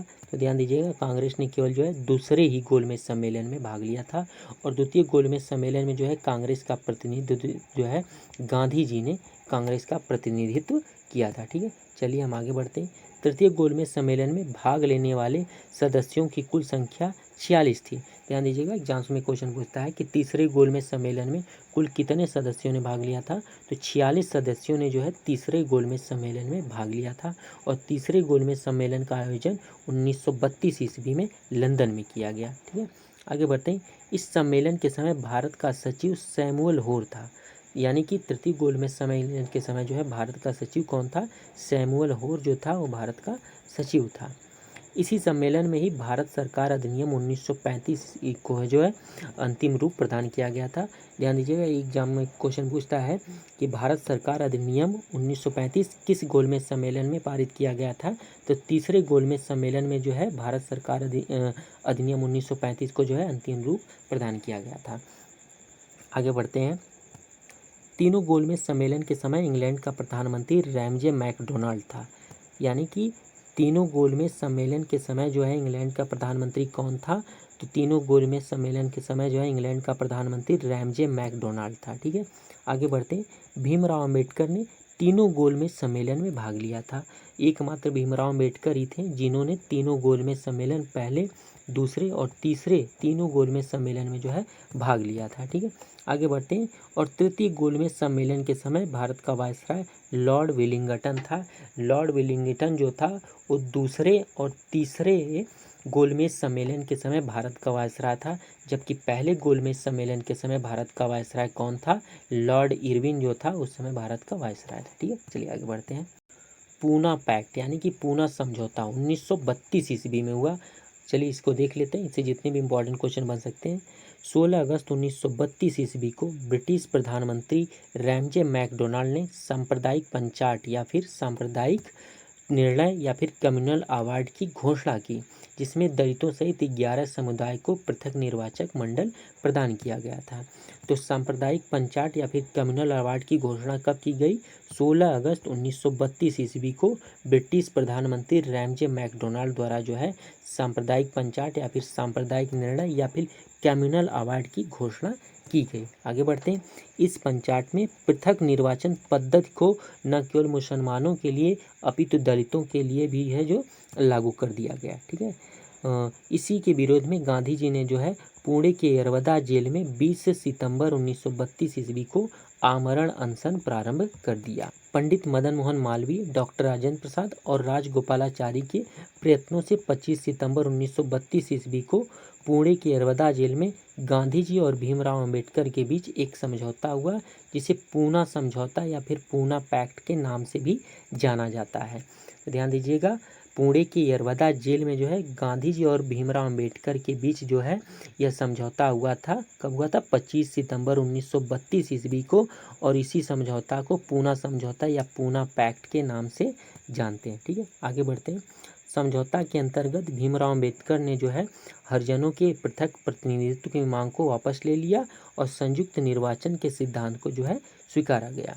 साथ ही हरिजनों के लिए सुरक्षित सीट 75 सीटों को जो है बढ़ाकर 148 सीट कर दिया गया। ठीक है, चलिए आगे बढ़ते हैं।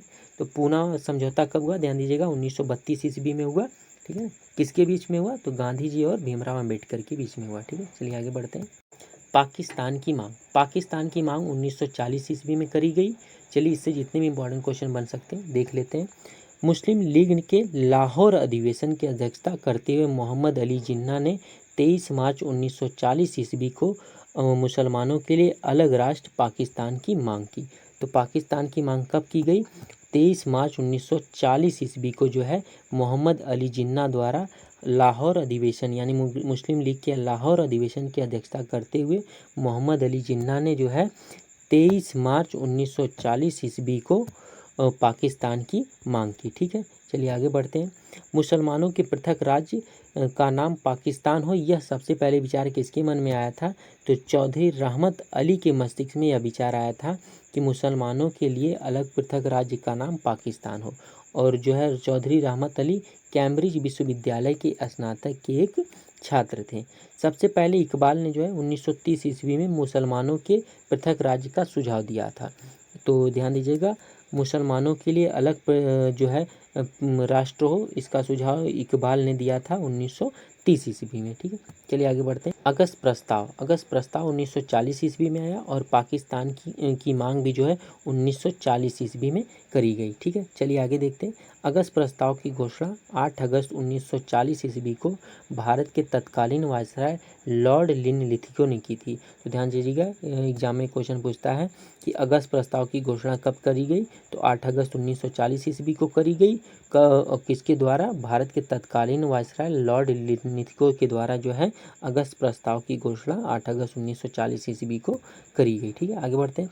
अगस्त प्रस्ताव के अंतर्गत ही सर्वप्रथम यह बात की गई थी कि भारतीयों के लिए स्वयं का संविधान होना चाहिए। तो भारतीयों के लिए स्वयं का संविधान होना चाहिए, सबसे पहले यह घोषणा अगस्त प्रस्ताव के अंतर्गत ही, या सबसे पहले यह बात जो है अगस्त प्रस्ताव के अंतर्गत ही कही गई थी। ठीक है, चलिए आगे बढ़ते हैं। मुस्लिम लीग ने अगस्त घोषणा के उस भाग का जिसमें प्रतिज्ञा थी कि भावी संविधान उनकी अनुमति से ही बनेगा का स्वागत किया था, जबकि कांग्रेस ने अगस्त प्रस्ताव का जो है पूरी तरह से बहिष्कार किया था। अगस्त प्रस्ताव के प्रमुख प्रावधान थे, चलिए देख लेते हैं। पहला था सरकारी सलाहकारी युद्ध परिषद की स्थापना करना। दूसरा था युद्ध के पश्चात भारत के संविधान निर्माण के लिए प्रतिनिधिक भारतीय निकाय की स्थापना करना। और तीसरा था वायसराय की कार्यकारी परिषद का जो है तत्काल विस्तार करना। ठीक है, चलिए आगे बढ़ते हैं। क्रिप्स मिशन 1942 ईस्वी में, ध्यान दीजिएगा, क्रिप्स मिशन भारत कब आया, तो 1942 ईस्वी में जो है क्रिप्स मिशन भारत आया। क्रिप्स मिशन मार्च 1942 ईस्वी में ब्रिटिश सरकार द्वारा भारत भेजा गया एक मिशन था और इसका उद्देश्य था द्वितीय विश्व युद्ध के समय अपने लिए भारत का पूर्ण सहयोग प्राप्त करना। और क्रिप्स मिशन की अध्यक्षता किसने की थी, तो सर स्टैफोर्ड क्रिप्स ने जो है क्रिप्स मिशन की अध्यक्षता की थी। और सर स्टैफोर्ड क्रिप्स जो थे वो विंस्टन चर्चिल के मंत्रिमंडल में एक राजनेता व मंत्री थे। ठीक है, गांधी जी ने क्रिप्स योजना के बारे में कहा था कि यह एक आगे की तारीख का चेक था। एग्जाम में ये क्वेश्चन पूछा जाता है, गांधी जी ने किस योजना के बारे में यह वक्तव्य कहा था, यह एक आगे की तारीख का चेक था। ठीक है, तो गांधी जी ने जो है क्रिप्स योजना या क्रिप्स मिशन के विषय में यह जो है स्लोगन या फिर यह कोटेशन कहा था। ठीक है, चलिए आगे बढ़ते हैं।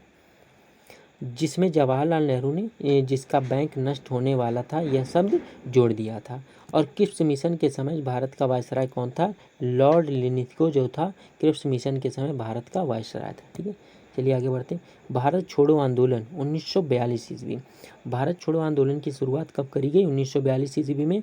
और क्रिप्स मिशन भी जो है भारत 1942 ईस्वी में आया था और इसी समय जो है भारत छोड़ो आंदोलन की शुरुआत भी हुई थी। ठीक है, चलिए देख लेते हैं। अगस्त प्रस्ताव तथा क्रिप्स मिशन की असफलता के बाद 8 अगस्त 1942 ईस्वी को बम्बई के ग्वालियर टैंक मैदान में भारतीय राष्ट्रीय कांग्रेस की बैठक में भारत छोड़ो प्रस्ताव सर्वसम्मति से पास किया गया। ध्यान दीजिए, एग्जाम में क्वेश्चन पूछता है कि भारत छोड़ो प्रस्ताव कब पास किया गया, तो 8 अगस्त 1942 ईस्वी को बम्बई के ग्वालियर टैंक मैदान में जो है भारतीय राष्ट्रीय कांग्रेस की बैठक में भारत छोड़ो प्रस्ताव पारित किया गया। और इस समय भारत छोड़ो आंदोलन के समय जो है कांग्रेस के अध्यक्ष अबू कलाम आज़ाद थे। भारत छोड़ो आंदोलन के समय कांग्रेस के अध्यक्ष कौन थे, तो अबुल कलाम आज़ाद जो थे वो भारत छोड़ो आंदोलन के समय भारतीय राष्ट्रीय कांग्रेस के जो है अध्यक्ष थे। ठीक है, चलिए आगे बढ़ते हैं। इसी आंदोलन में गांधी जी ने लोगों को करो या मरो का नारा दिया था। यानी कि भारत छोड़ो आंदोलन के दौरान 1942 ईस्वी में जो है गांधी जी ने लोगों को करो या मरो का नारा दिया था। ठीक है, आगे बढ़ते। 9 अगस्त 1942 ईस्वी को गांधी जी एवं कांग्रेस के अन्य सभी महत्वपूर्ण नेता गिरफ्तार कर लिए गए। कब, 9 अगस्त 1942 ईस्वी को।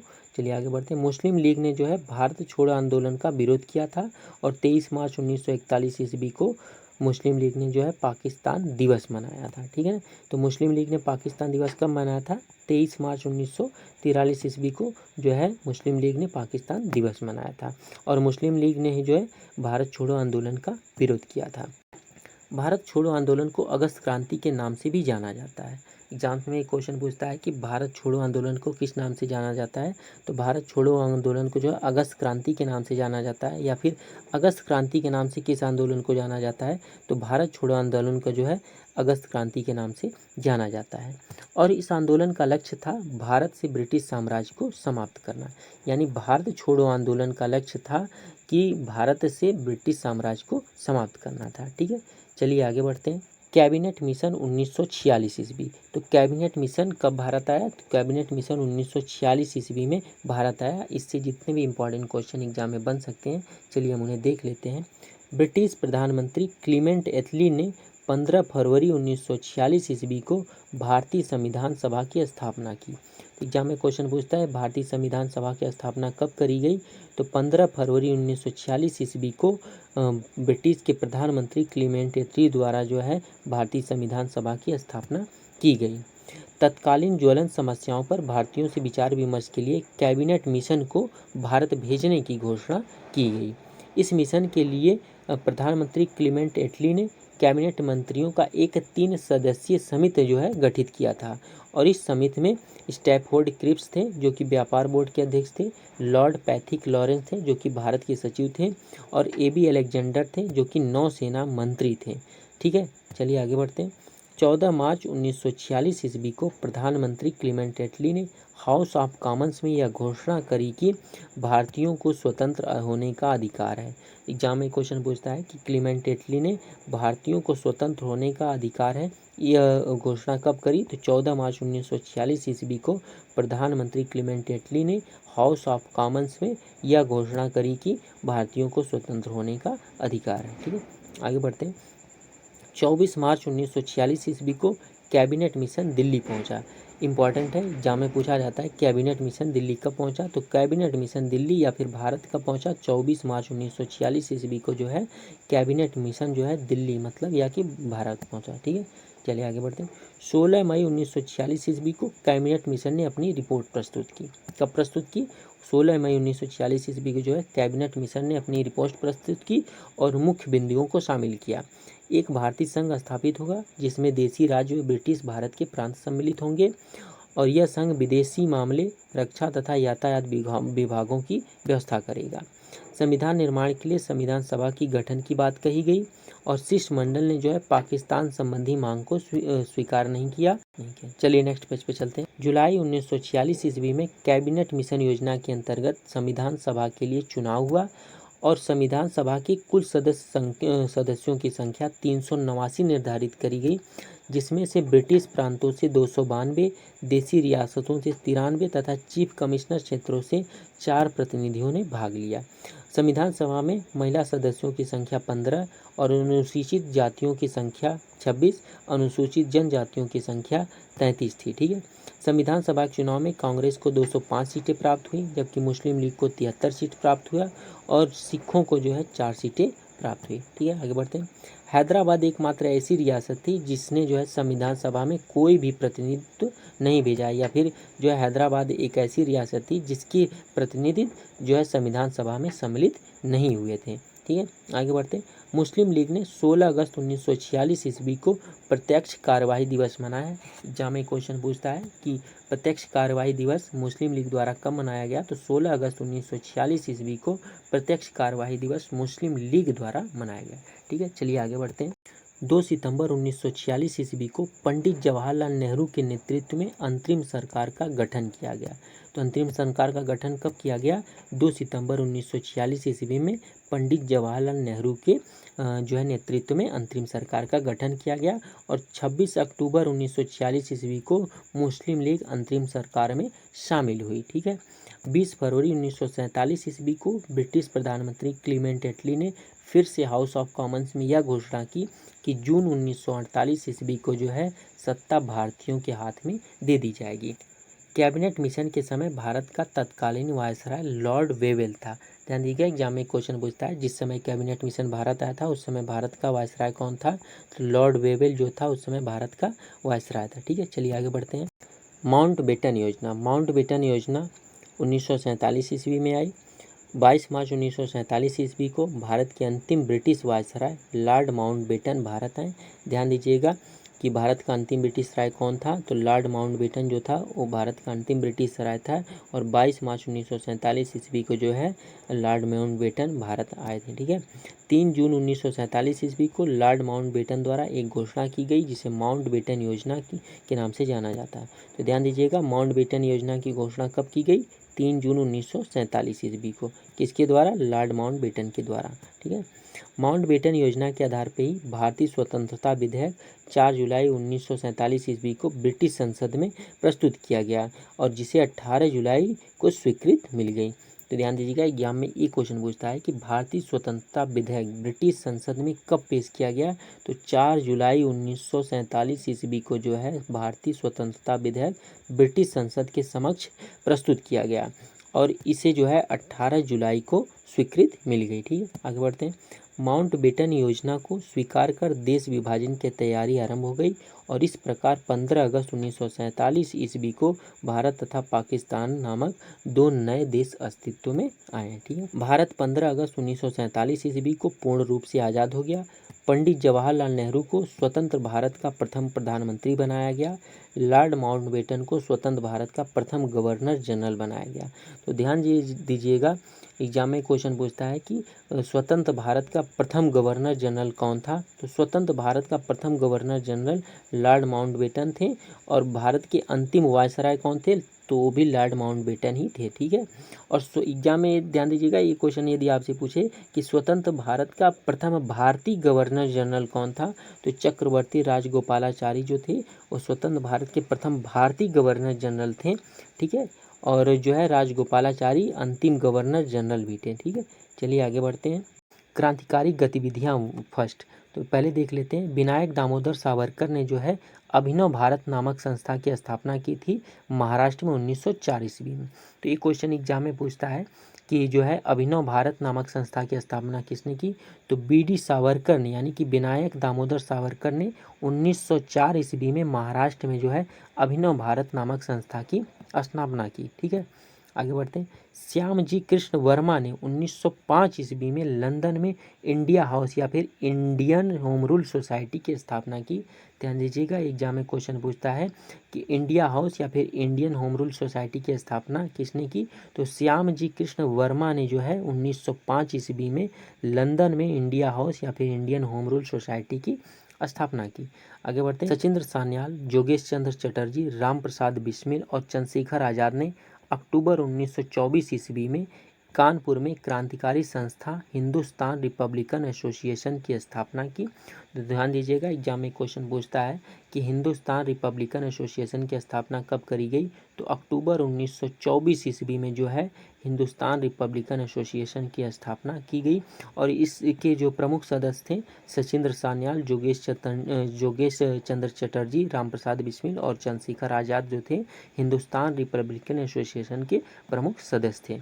इस संस्था द्वारा 9 अगस्त 1925 को, यानी कि हिंदुस्तान रिपब्लिकन एसोसिएशन द्वारा 9 अगस्त 1925 ईस्वी को उत्तर रेलवे के लखनऊ सहारनपुर संभाग के काकोरी नामक स्थान पर ट्रेन में जो है सरकारी खजाना जो है ट्रेन से लूट लिया गया। और इस घटना को काकोरी कांड के नाम से जाना जाता है। तो एग्जाम में पूछता है किस घटना को जो है काकोरी कांड के नाम से जाना जाता है, तो 9 अगस्त 1925 ईस्वी को उत्तर रेलवे के लखनऊ सहारनपुर संभाग में जो काकोरी नामक स्थान पर जो है इसी संस्था द्वारा जो है सरकारी खजाना लूट लिया गया। और इसी घटना को जो है काकोरी कांड के नाम से जाना जाता है। ठीक है। आगे बढ़ते हैं।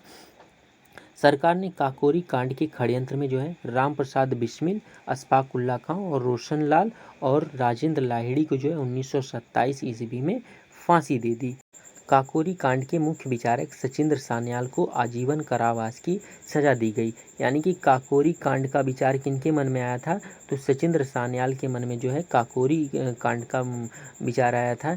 तो एग्जाम में क्वेश्चन पूछता है कि काकोरी कांड के मुख्य जो है विचारक कौन थे, तो सचिंद्र सान्याल जो थे वो काकोरी कांड के मुख्य विचारक थे। ठीक है। चलिए आगे बढ़ते हैं।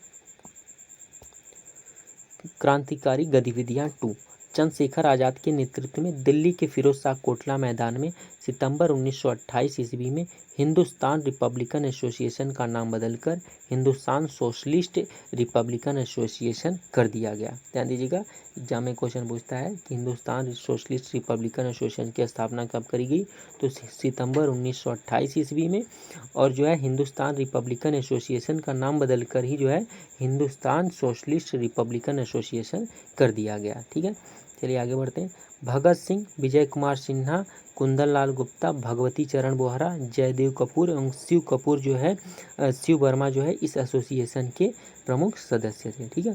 साइमन कमीशन के विरोध के समय लाला लाजपत राय पर लाठियों से प्रहार करवाने वाले लाहौर के तत्कालीन सहायक पुलिस कप्तान सैंडर्स की हत्या 30 अक्टूबर 1928 ईस्वी को भगत सिंह, चंद्रशेखर आज़ाद और राजगुरु द्वारा कर दी गई।